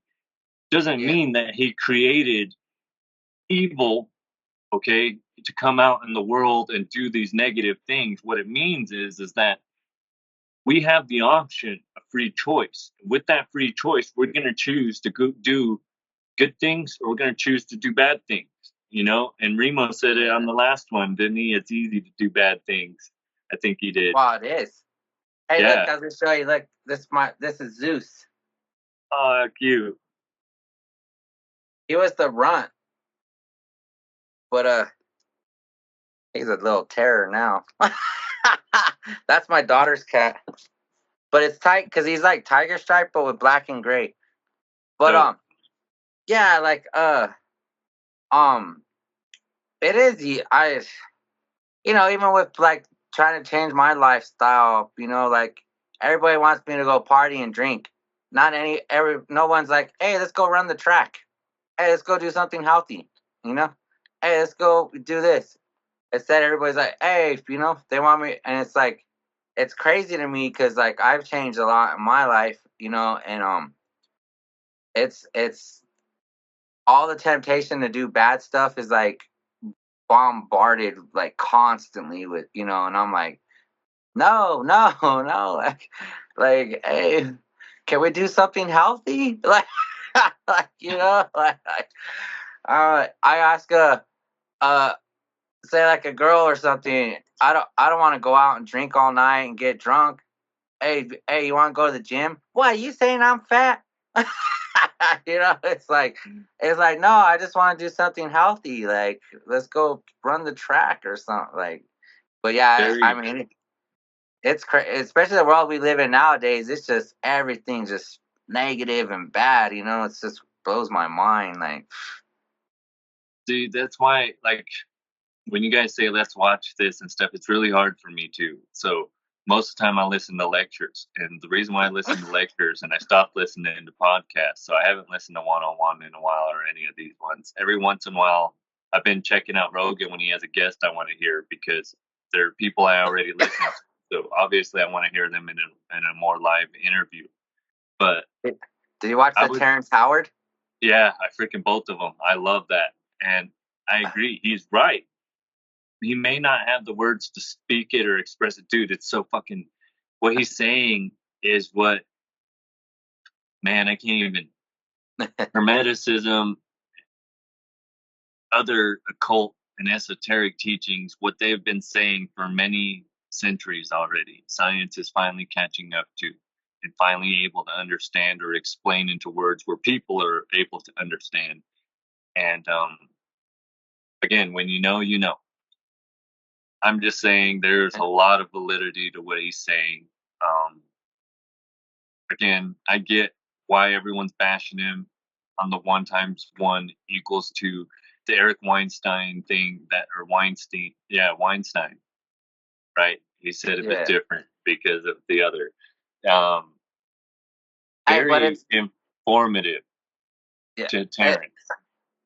But anytime you go against the norm, like I kind of pride myself of going against the grain, but like with Terrence, he's going against the norm. He's basically shit on everything that was taught. Like, no, man, and everybody's like, oh, this guy's crazy. You know, it's like, well, I was saying it earlier. I said it's crazy when you watch something and it resonates and it makes sense. You know, so when he's saying stuff.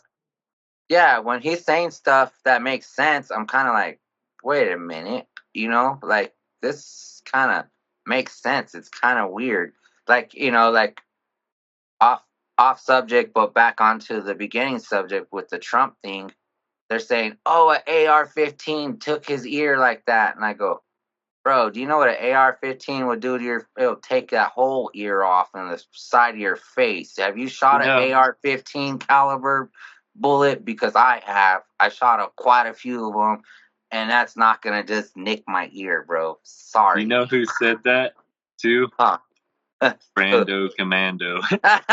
Yeah, I mean, he's like an expert at shooting, too, you know? Like... So... Hey, wait, he was talking about on the podcast about, he has a shooting range and stuff. I'm all picturing that Commando movie with Arnold Schwarzenegger, and I'm like, I was there when he fucking built that shit, dude. He built a fucking a big old dirt mound. It's about 10, 11 feet tall, but it's like fucking 60 feet long, okay? And he put fucking a target stand in front of it with metal targets on it, and then he has other targets over there. And like I said, he built that so that it blocks the houses and stuff behind, because my mom lives out in the country, but she's got a lot of property and there's a lot of farmland out there. But obviously you don't want stray bullets going anywhere into any of the houses that are a mile or something down, whatever. So he put this dirt mound, dude. It's fucking huge. I ain't even playing, dude. It's as big as a trailer almost. I went to I'm wearing the shirt right here. Scottsdale shooting range up in Arizona. They had a waterfall in the background that caught the bullets. It was cool as hell. Man, I shot so many guns with my uncle that my arms were like shot, bro. I shoot the AR-15 at the end of shooting all. I shot I probably shot like 20 different calibers of guns. Like he's like, no, he's a gun expert too, you know. I shot a shotgun pistol. It had a slug in there. They put a random slug in there so you wouldn't know which one went off. Man, when that slug went off, dude, that hurt my hand so bad. I was like, I bet. But yeah, dude, he put like there's a waterfall in the background that would catch the bullets. It was pretty sick. But yeah, it's kind of cool the different ways these guys can build. But yeah, I always joked about having a shooting range in my own house, and there's Brando Commando. I got that. Dude, hey, I like where he goes. Ammunition. Dude, he is fun. I actually want to interview him on this show and get him to talk about some other not so PG-13 stuff, you know. He wanted to be on this show more, but I told him he had to be on that show first so we could get all of us involved. You know what I mean? Yeah. But yeah, he was he had some interesting like stories and stuff, and then I'm like, yeah, I want to get him on over here where we could talk about the juicy stuff. Because Dro Bros is it's cool and everything, but it's kind of family friendly, like well, not found. I don't know how to explain it, but but us, like, we like to get into this wild stuff and check out the different realities and what they're trying to feed us. Like, wait a minute, but yeah, that's why I was laughing though. I said, you know what would nick your ear? A 22 long rifle. You know what a little bullet sound like that sounded like? A 22 long rifle. And then was this a podcast? And they said, it didn't even touch his ear. When he went down, he was putting blood packets on his face. And I started laughing. I go, oh my God. I said, and we'll never know the truth, but it's kind of funny and kind of fun to see the other things surface, like, like I said, some things kind of like make sense. They're like, it's a high powered assault rifle. Like, why you guys got to always throw that out there? Because you're trying to ban the guns, because that's the only thing we can to protect us against you. Like, oh, assault rifle, bad, bad, bad. And it's like, no, it's the person who has it's bad. It's like, it's a tool, man. Like, I sleep next to my 45 every night, bro. Like, it ain't like it's bad, it's my lady. But yeah, it's just kind of funny, everything, I want to give a shout out to our other guest, Raymond Aces. He's hosting another show over there at heck yeah, the Humor Underground, 2100 Curtis Street. For those of you in Denver, I have to give him a shout out. He's watched our show. He's been on the show. Definitely got to give him a shout out this Friday. If I didn't say at 8:30 p.m. And you can pause the video if you need to get the info off of it. I definitely want to go. When I go up there, I'm gonna definitely go try to hang out with him, check out one of his shows. That guy, he's pretty funny. He's cool. He's smart ass, like, that's what I like. Those are my people. That's why I told Remo I wanted him on the show, because I figured you guys would click really well. Yeah, he was pretty funny. But back to where were we at? We got off subject. We got off subject into a subject, off another subject into another subject, and now we're in a portal loophole. Hey, speaking of, we're talking about how they have these different gateways to go into these different portals and shit, right? Like, all over Earth, supposedly. Stargates, supposedly. Hey, but the new, have you watched the new Kong and Godzilla movie? Dude, they go through portals all through the Earth, and they hit the center of the Earth and everything, and like, I'm like, they go through a portal, they come up through like Antarctica or somewhere, a frozen land, and then they go through another portal through an ocean that's right outside of a city. They're like, oh, this hole, it just looks like a big whirlpool. This hole just appeared, and then they all go in there, they even fly in it, and then they're like, boom, the center of the Earth, and there's the dinosaurs and everything and stuff, and you're like, that's kind of interesting. That's a fairly new movie too, and these guys are still on that center of the Earth type of theory. That's kind of interesting. That's another subject for another day. We're definitely going to get into Argatha. We're definitely going to get into freaking Antarctica, the ice wall, flat Earth, just for things for you people to look out for. The Philadelphia experiment. These are all things definitely I want to get into on the show. But since I mentioned it, in the Philadelphia experiment, they were using Einstein's theory of relativity, well, the Einstein-Rosenberg theory, the theory of bending space-time, right, in a wormhole. And they used Tesla coils, and the idea was to try to transport a whole navy, a whole fleet, and in an instant of a second. And they did this with one ship, which did teleport away to another dock for 2 hours. Obviously, we'll get into this in another episode in more detail, but people were fused to the hole and stuff. So it actually worked, is all I could say. Due to that was back then. Okay, so imagine how far we've come since then. And remember, all technology is hidden for many years before it's unveiled to the public, especially when it has military application. So I do think we've been opening portals for many decades already. And the knowledge that we would have in predictive programming, that was the word I was looking for earlier.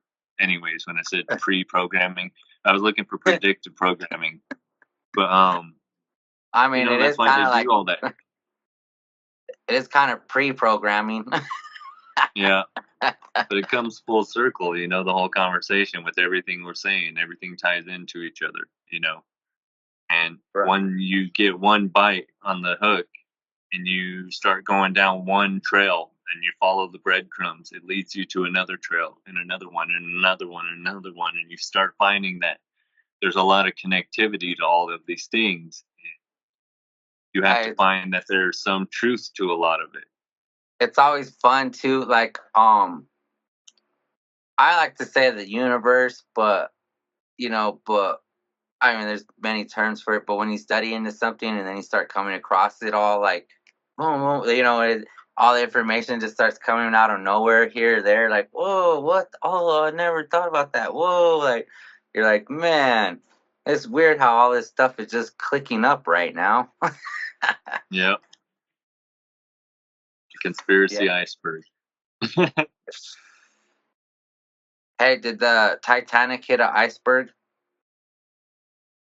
No, it was one of the first assassination attempts. Is what I believe. Unfortunately, I think that it had to do with Roth's child. Okay, Billy Carson talks about this. So dating back to Egypt, a family that came over and that controls the banking.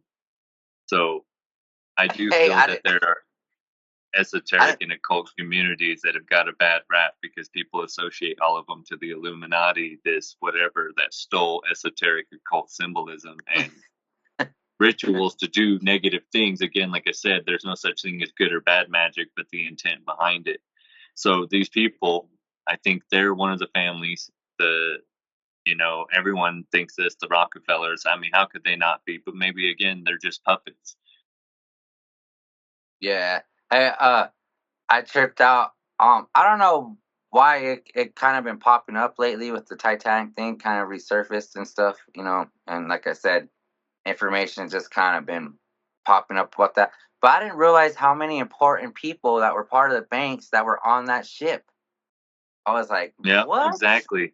I was like, that's kind of wild for all those people to be on. Yeah, and then they were trying to shut down this and go against the this and that, and then I'm like, what? And then they're like, yeah, they put dynamite and da da da, and I go, what? And I'm like, man. And then I was just like, they've removed all the lifeboats. You know what I mean? That's because they said it weighed it down or whatever, and they took all them off, so there wasn't as many as there should have been. So there was going to be definitive tragedy. You know what I mean? Dude, how horrible would that be, man? To out there in the middle of the ocean and freeze to death. Oh, heck no. Yeah. Like, that would be horrible. Yeah, that's a horrible death. Hey, but they do stuff like, you know what I mean? Like some of the stuff they do, like I've been sharing a lot of the bombings going on over there in the Middle East and stuff. And man, this stuff's pretty graphic, and it's sick, like stuff we do. See the little kids' eyeballs hanging out their head and stuff. It's like, man, that's why I be telling my kids and stuff over here, because they, and me too. I get frustrated where I live at too, but I'm like, I've never seen a bomb go off. I've seen some pretty stuff, but I've never seen any of my friends getting shot and killed and murdered, or like the violence that these other countries go through and stuff. And it's just like, it's pretty wild. It's like, man. It is, but that's what I'm saying is that until humans reach the type of Christ level consciousness, and I say Christ level because according to the mystery of Golgotha, what I discussed earlier, the mark of the beast, the XES, the XEC, that is Greek, that is, let me see. So this symbol is what Yahukanan or John saw in his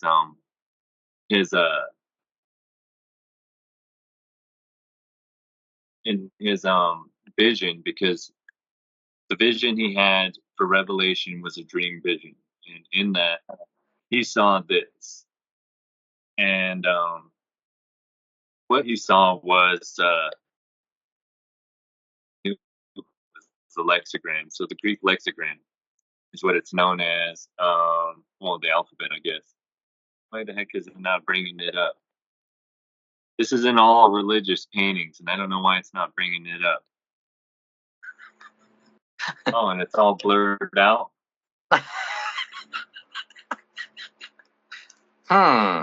That's kind of weird. Why would they do that? So, anyways, what my point is that but I wish I could show you. So, the best way to show it does, because Hebrew and Greek both had numerical values. So did Latin, these ancient cultures. Let me know if you can see the screen right here. Yeah. So we're not the XES or the XEC, okay? And each one, the X represents 600. The C is 6. That's where they get the number from, okay? So here's the thing, though. In ancient languages, they didn't have a separate numerical and alphabetical system. They were one and the same in most ancient languages, okay? So yes, it was a number, but you have to ask yourself, okay, so if he saw the Greek on the foreheads, not 666, that's just what it was printed to in the English Bibles, is that, well, what does 666 mean to the Greek? And from what I understand is that to the Greek, that number, because 888 is the Christ level consciousness, 10, according to the Greeks, is God. That's why 0 is nothing but a placeholder, right? When you do gematria, which comes from the Kabbalah, which is a numerical coding, and also gives you a separate message in the Bible and other texts like that that are Hebrew, because gematria is Hebrew. They go 1 through 9, and then once you hit 9, you start back over at 1 and go 1 through 9 again, and so on and so forth. And that's how you break down numerical code. 0 is nothing but a placeholder created by man. So 666 to the Greeks represents the mortal mind. So I've often wondered, does that mean that when we can't reach this Christ level consciousness, again, back to the point of the wars and people seeing horrific things that are unnecessary, because I had mentioned this earlier, when people begin to live the way that we were meant to, what we were created to, what we came down here to experience, when we start to understand that what is in us is also outside of us, then we're less likely to harm even objects. You know what I mean? All of these things hold a spiritual resonance. The tables, the computer, everything has energy, has a vibrational resonance that reacts with us. And again, this is how the spiritual world works, is that when I touch the screen, I'm not touching that screen. That my particles are vibrating at such a rate because of the law of vibration. All things vibrate, and all things are matter, and all matter vibrates, right? So when I touch this screen, I'm not touching it. It's that my particles are vibrating at such a rate, and through observation, you and myself observing me, so these particles form what I'm supposed to look like according to you and myself. And when I touch the screen, just like the screen too, we're forming this through observation, because through the double slit experiment, particles only do what they're supposed to when they're observed. So when these particles are moving at such a rate and they touch, it's like a magnetic repulsion. So it's not actually me touching it or the screen touching me. It's that our particles are repulsing off of each other. That's what I'm feeling through that. Yeah. Yeah, because nothing's solid, really. It's all, according, atoms and particles. You know what I mean? Yeah. Just a crazy thought to throw out there. Plus, if you sit under a tree and you really study in the sky, you could see them flying. You could see all the particles and atoms moving around through the sky. But you gotta learn to train your eye. No, but something that isn't really taught that should be taught is instead of some of the things we are taught. They teach us all the wrong stuff. Yeah. Hey, they're I was just looking at the newspaper. They're gonna lower the grades too. So, you know, instead of kids having like a 5.0, it's gonna be a 4.0. You know, they keep dumbing down the kids more and more, like through the grades. They're just passing them through. Yeah, but I think 4.0 is what it's at right now, so they're gonna be a 3.0. Jeez. Yeah, and they keep blaming COVID. Oh, COVID made them dumb. Blah blah blah. It's like, Again, another name I brought up during the Titanic thing, Rockefeller, and look this up. They bet this. Yeah, and what you're taught, that's why you're always decades behind, and by the time you're an adult and you find out things that science and everything has evolved far past that, and you're like, what? I wasn't taught that in school. Yeah, because you were being taught 20, 30 years behind on purpose.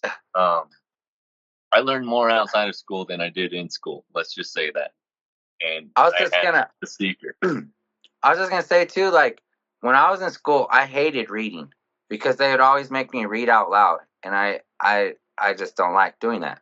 And I always hated reading, so I was always against reading. Now when I got out of school down the road where I could pick stuff that I want to read, I love it. Like it feeds my brain. Like I remember I picked up David Icke's book Children of the Matrix, and totally screwed up my head, and I was decoding stuff because he teaches you a lot of stuff in that book, like symbolism and you know, predictive programming. It's all in there, but like I got done reading it, and I was like watching TV, like, oh, do you see that subliminal? Do you see those numbers? Do you see this? You see that? And everybody's like, you're crazy. But I was learning from reading, you know, like, because I was reading something that made sense, that resonated with me. You know, I wasn't. The only cool thing I remember reading in school was the Greek mythology and the story of I can't think of his name. But he went on that voyage and he fought all kinds of stuff, and he's cyclopses, and they fought off the sirens. Man, I have to think of that. I have to look it up. But those were the coolest things I learned in school. I didn't even learn how to do math that good until out of school. It's like, but yeah, school's interesting. But I definitely resonated with what Terrence Howard was saying, and the way he explained it, I understood it. I don't know, like, I get when Eric Weinstein was saying that, you know, that's not the right way, and he showed him the other chart that's based off of the keys, the vibrational resonance, okay, of all the things on the periodic table. So when he's explaining it as a rap, bold, I understood it. You know what I mean? And maybe because I'm the same way. And when he called him a polymath, I'm in a similar way to that. And the reason why I like that, because I have all these connections just like he does. And that's what happens when you're into multiple fields of study of things. And the last great polymath of our generations, the recent times, was Rudolf Steiner, who I've also mentioned in here. You know, he was one of the last great polymaths to ever live. Yeah. Definitely phenomenal teacher. What's his name? Rudolf Steiner. Steiner. Yeah, I'm about to bring it up right now. Wasn't there the Steiner brothers in wrestling? Yeah. And their son's wrestling, actually, right now. Fucking, those two that used to Rick be like Steiner, the one with the ear things? Yeah. The helmet? his son, dude, and his son is a freaking beast right now. Dude, he's that's freaking a pretty stud. cool. Serious. He's a bulky bastard, and he fucking smashes the hell out of people. He looks a lot like Scott Steiner and Rick Steiner put together, because you know how Scott Steiner had the freakish arms and shit. Oh, yeah. The son, he's like that, dude. And he got trained by his dad and his uncle. So he's sick. He has both their moves and shit. Oh, that's tight. I didn't know that. Yeah, he's sick as hell. So he died in March 30th, 1925. Rudolf Steiner. That's kind of interesting. I mean, we're kind of off subject, but it's kind of like from talking to you guys, seeing how the kids you are may wrestling. Have seen his image before. That one over there on the second row, on the very right side. This one? No, the other side. That one looks familiar. This one? Where he's like a younger dude at the very end. Oh, here? Yeah. See, I've seen all of these, but again, like I said, I've listened to well over 100 of his lectures. Also, he's one too. You out there that want to see.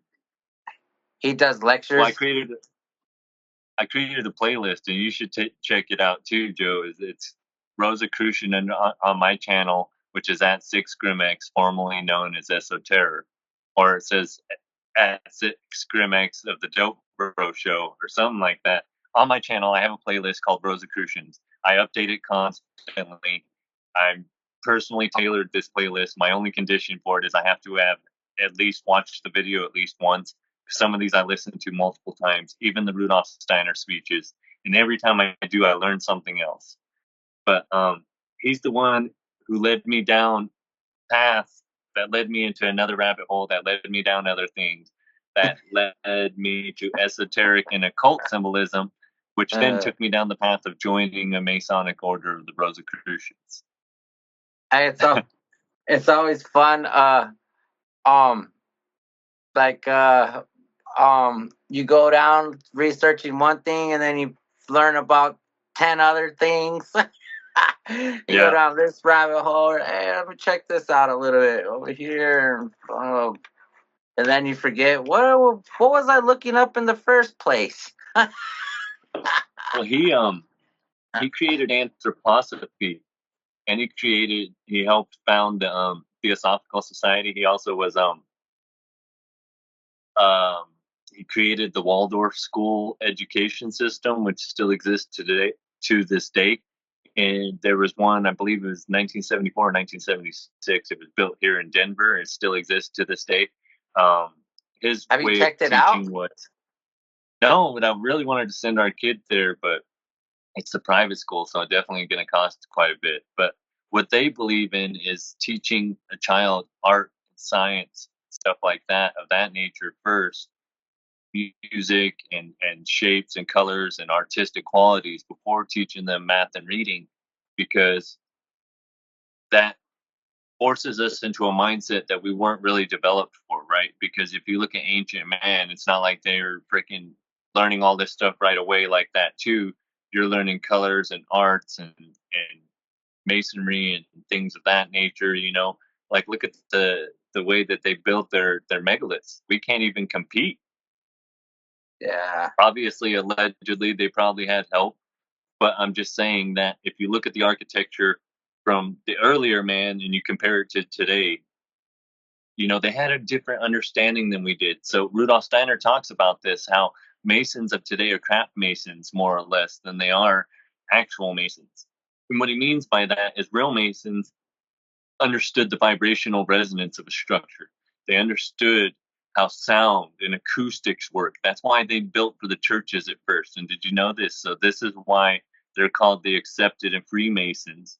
It's because Masons could only do work for a time because of the Vatican, only for the church.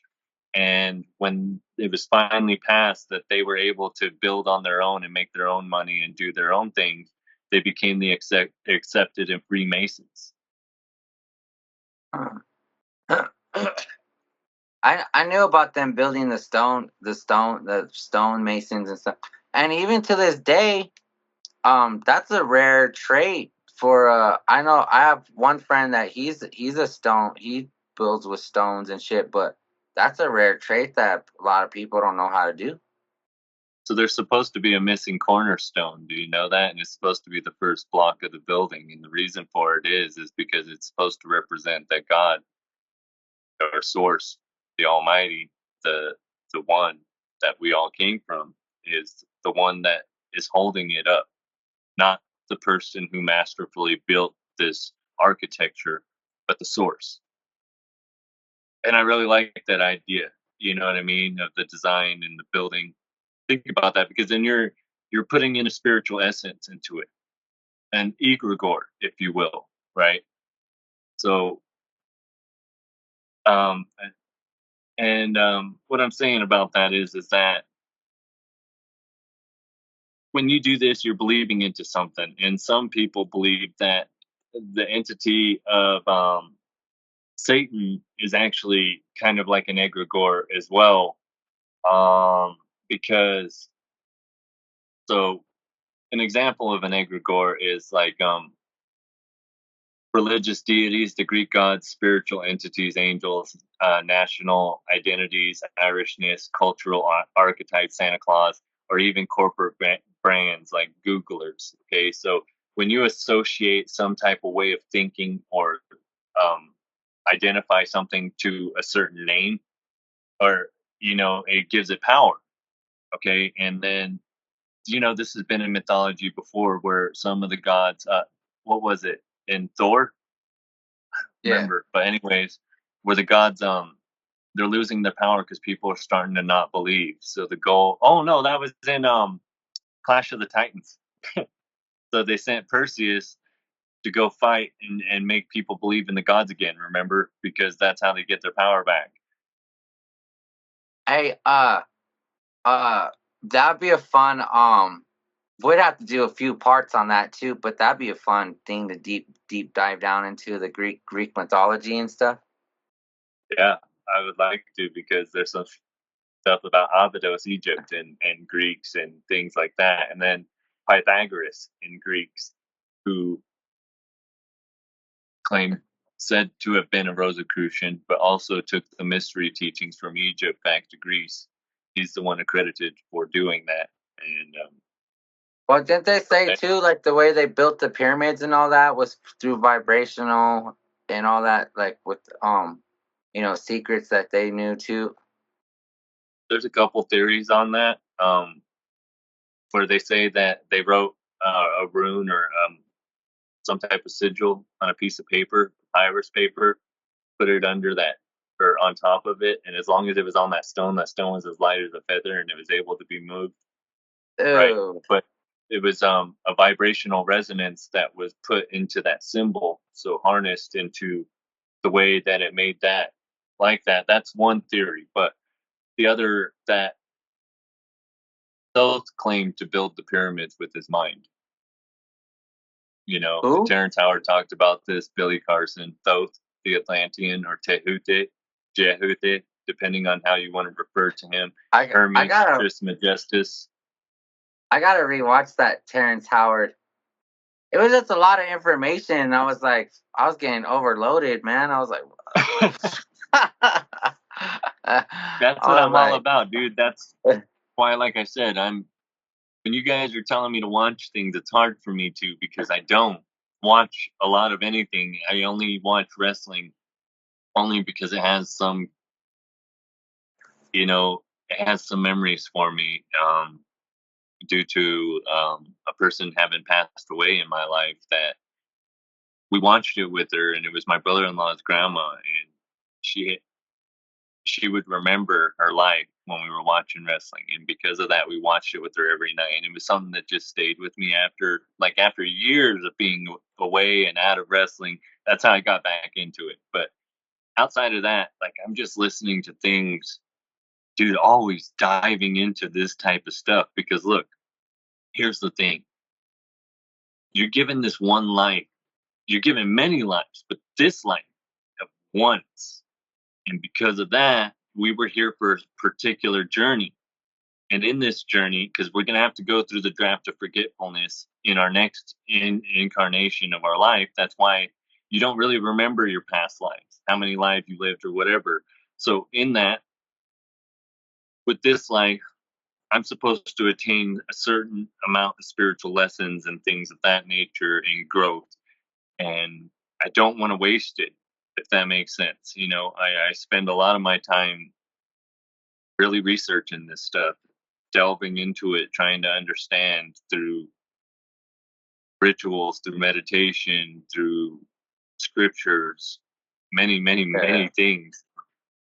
And Sadhguru, to be honest, I got to say this since you mentioned it, him and Ram Dass are the reasons why I like gave away all my other mushrooms, dude, that I had left, and I was taking them at least once a week and stuff. And then I got to a point that I don't need them to get to that level, that mindset now. And because of that, I just felt I didn't need it. He said we have THC. How did he say? We have THC something inside of us, right? And he's like, I don't drink, but I'm high all the time. I'm drunk all the time because I can do that to myself because I'm basically on a type like a natural high, I guess you could say. Mm-hmm. So like I kind of like was like, okay, you know, when people would say I'm high on life, you know, like whatever. But me now I started training. I put a post on Instagram the other day. I said you got to tear apart yourself to rebuild yourself to how you want to. Yeah. And I truly feel that every time I work out, I put my body through torment. I just put myself through hell. But when I come back, I'm on such a super high, like my adrenaline. I like to start off in the morning working out, and then throughout the whole day, I have mad energy. I feel good, like I'm on just like a supernatural high. So I kind of like understand, and that like resonates with me and stuff. Cause I've cut out. I got full bottles right there on my dresser, but I don't really drink no more. You know, I don't. I still smoke weed, but I quit cigarettes. I quit a lot of things because I feel like I don't need that stuff to get to, where I want to be. Like I said, how come, like I got that from Sadhguru. I'm probably butchering how he said it, but he said like, how do you need something from outside your body to understand what's inside of your body going on? And I'm like, what the? That's true. Like, I don't need mushrooms to understand my spirituality when it's already there to tap into to understand I don't need outside elements to learn my inside, basically. Hey, that Guru is funny, huh? The way he says stuff. Oh man, I get a kick out of that, dude. Dude, you should check out the story. Sam Tripoli did it. I don't know if it was on the tinfoil hat or whatever about the story of Ram Dass. Check that one out because, dude, when he met the yogi that he did that ended up changing his life because he was Richard Alpert. And if you look him up, he's the guy who was hanging out with Timothy Leary in the 70s and they were doing acid and all that shit, promoting that everyone in the world should do that. He went to India and he gave this yogi freaking hit of acid and the dude's like, I don't feel anything. He gives him more. He gives him more. And the guy's all, and then he's like, no, I'm just joking. And after 7 hits of high grade medical acid, this dude isn't freaking feeling it.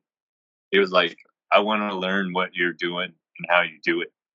And he freaking gave up drugs and everything. And that's how he became Ram Dass, dude, spiritual teacher and a yogi, a guru in India. And he just passed away in December 22nd, 2019. They made a documentary about him on Netflix. But this dude turned his whole life around from being freaking talking about the only way you'll open your mind and reach spirituality is through hallucinogenics to going to India and becoming a disciple and changing his life around, quitting doing everything. But like I said, seeing this guy, he was just like, what the hell? How the hell are you not feeling anything? You know what I mean? And mind you, at this time, acid was not a worldwide phenomenon. So it's not like everyone in the world did it or had done it or knew what it was. You know what I mean? That's kind of hilarious, huh? Yeah. He's like, So, what do you mean you don't feel that? What? but I think that's a good stopping point. We also gave a lot of sneak previews for subject matter. For future. And I'm over here messing with the part 1.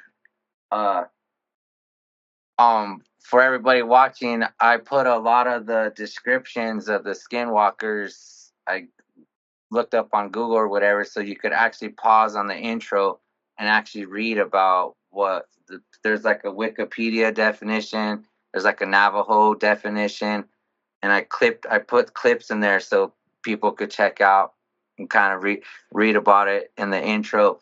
But for all you guys watching and peep the show out, all the intros will be custom to the show, what we're doing. So, I mean, it might take a little bit more time for the editing process, but I want my intros on point and custom to our show. Yeah. But we're going to have fun. There'll be a lot more, and we'll have special guests on here too. And we'll be interviewing a lot of people. Going to get wild.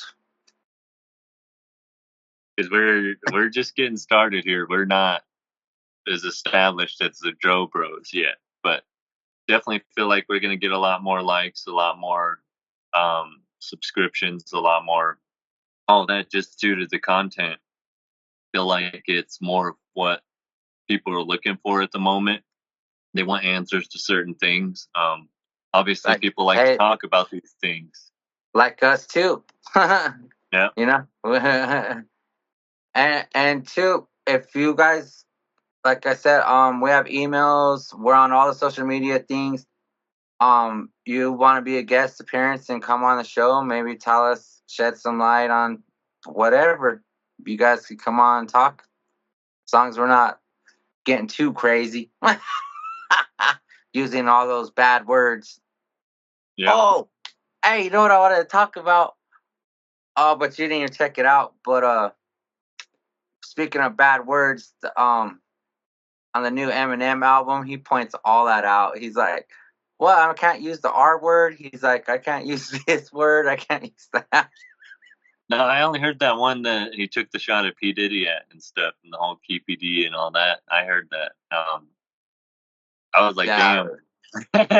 Hey, dude, you should listen to Guilty Conscience 2. That's on the album. That's my favorite song. But the reason why I brought it up for the show is because everybody struggles with this, and we just talked about it earlier, but that song paints the picture of the two voices in your head, the good and the bad one, and he's showing how he battles with the struggle with dealing with both sides of the thing. So you have the one side, it's rapping some messed up, obnoxious stuff that's Slim Shady, and then Marshall Mathers comes in and he tries to straighten out what Slim Shady did, and I tell people that all the time. Like with me personally, I don't get motivated to go work out and be healthy. I have that voice in my head like, what are you doing? It's not paying off. Why you do this? It's a waste of time and blah, blah, blah. And I'm like, but now I have the other voice in my head that says, hey, shut the fuck up. Quit being a little bitch. You got to fucking work out and be healthy. So do it. So, I struggle with those two voices in my head all the time. Yeah, but like David Goggins said, the other voice eventually gets louder the more you listen to it. Oh, I forgot. That's where I got that from, was David Goggins. I know, I love David Goggins, dude. Him, Jocko, all of them dudes. Tim Kennedy, they're freaking sick. Hey, yeah, shout out to David Goggins. I joined a new Facebook group with there's all kinds of people in there like that and stuff. But I like that how he says, like, you don't want to work out? Get up. You got to tell yourself, quit being a little bitch. Get up and you got to handle that shit. And it's like, yeah. Like when you hear him, you get all amped up too. Like, yeah, I got to quit being a little bitch. Yeah. He's so sick. But yeah. Definitely motivational. Right. On that note, everybody, quit being a little bitch and recognize the truth that's up in your face. Because the truth is Grim in plain X sight. signing out. And it's going to get wild with this election, so we'll probably cover some more of that stuff. With a like, subscribe. Give us some fireworks. Like, subscribe. Hello. Peace out, everybody. So Doja. I'll be posting this on Hohola Media YouTube channel, and we'll be posting them on my friend Grimm's channel too. So they'll be up on 2 channels to check out until they start flagging and banning them. Yeah. Then we'll have to move to. Then we'll move to Rumble, and then we'll move to Rockfin. There's a bunch of other ones that our favorite podcasters are on. So peace out, everybody. Have a good one. Watch out for those skin-walking, shape-shifting, demon energy-stealing people. Robot cover mask. Watch out for all that, people. Peace out.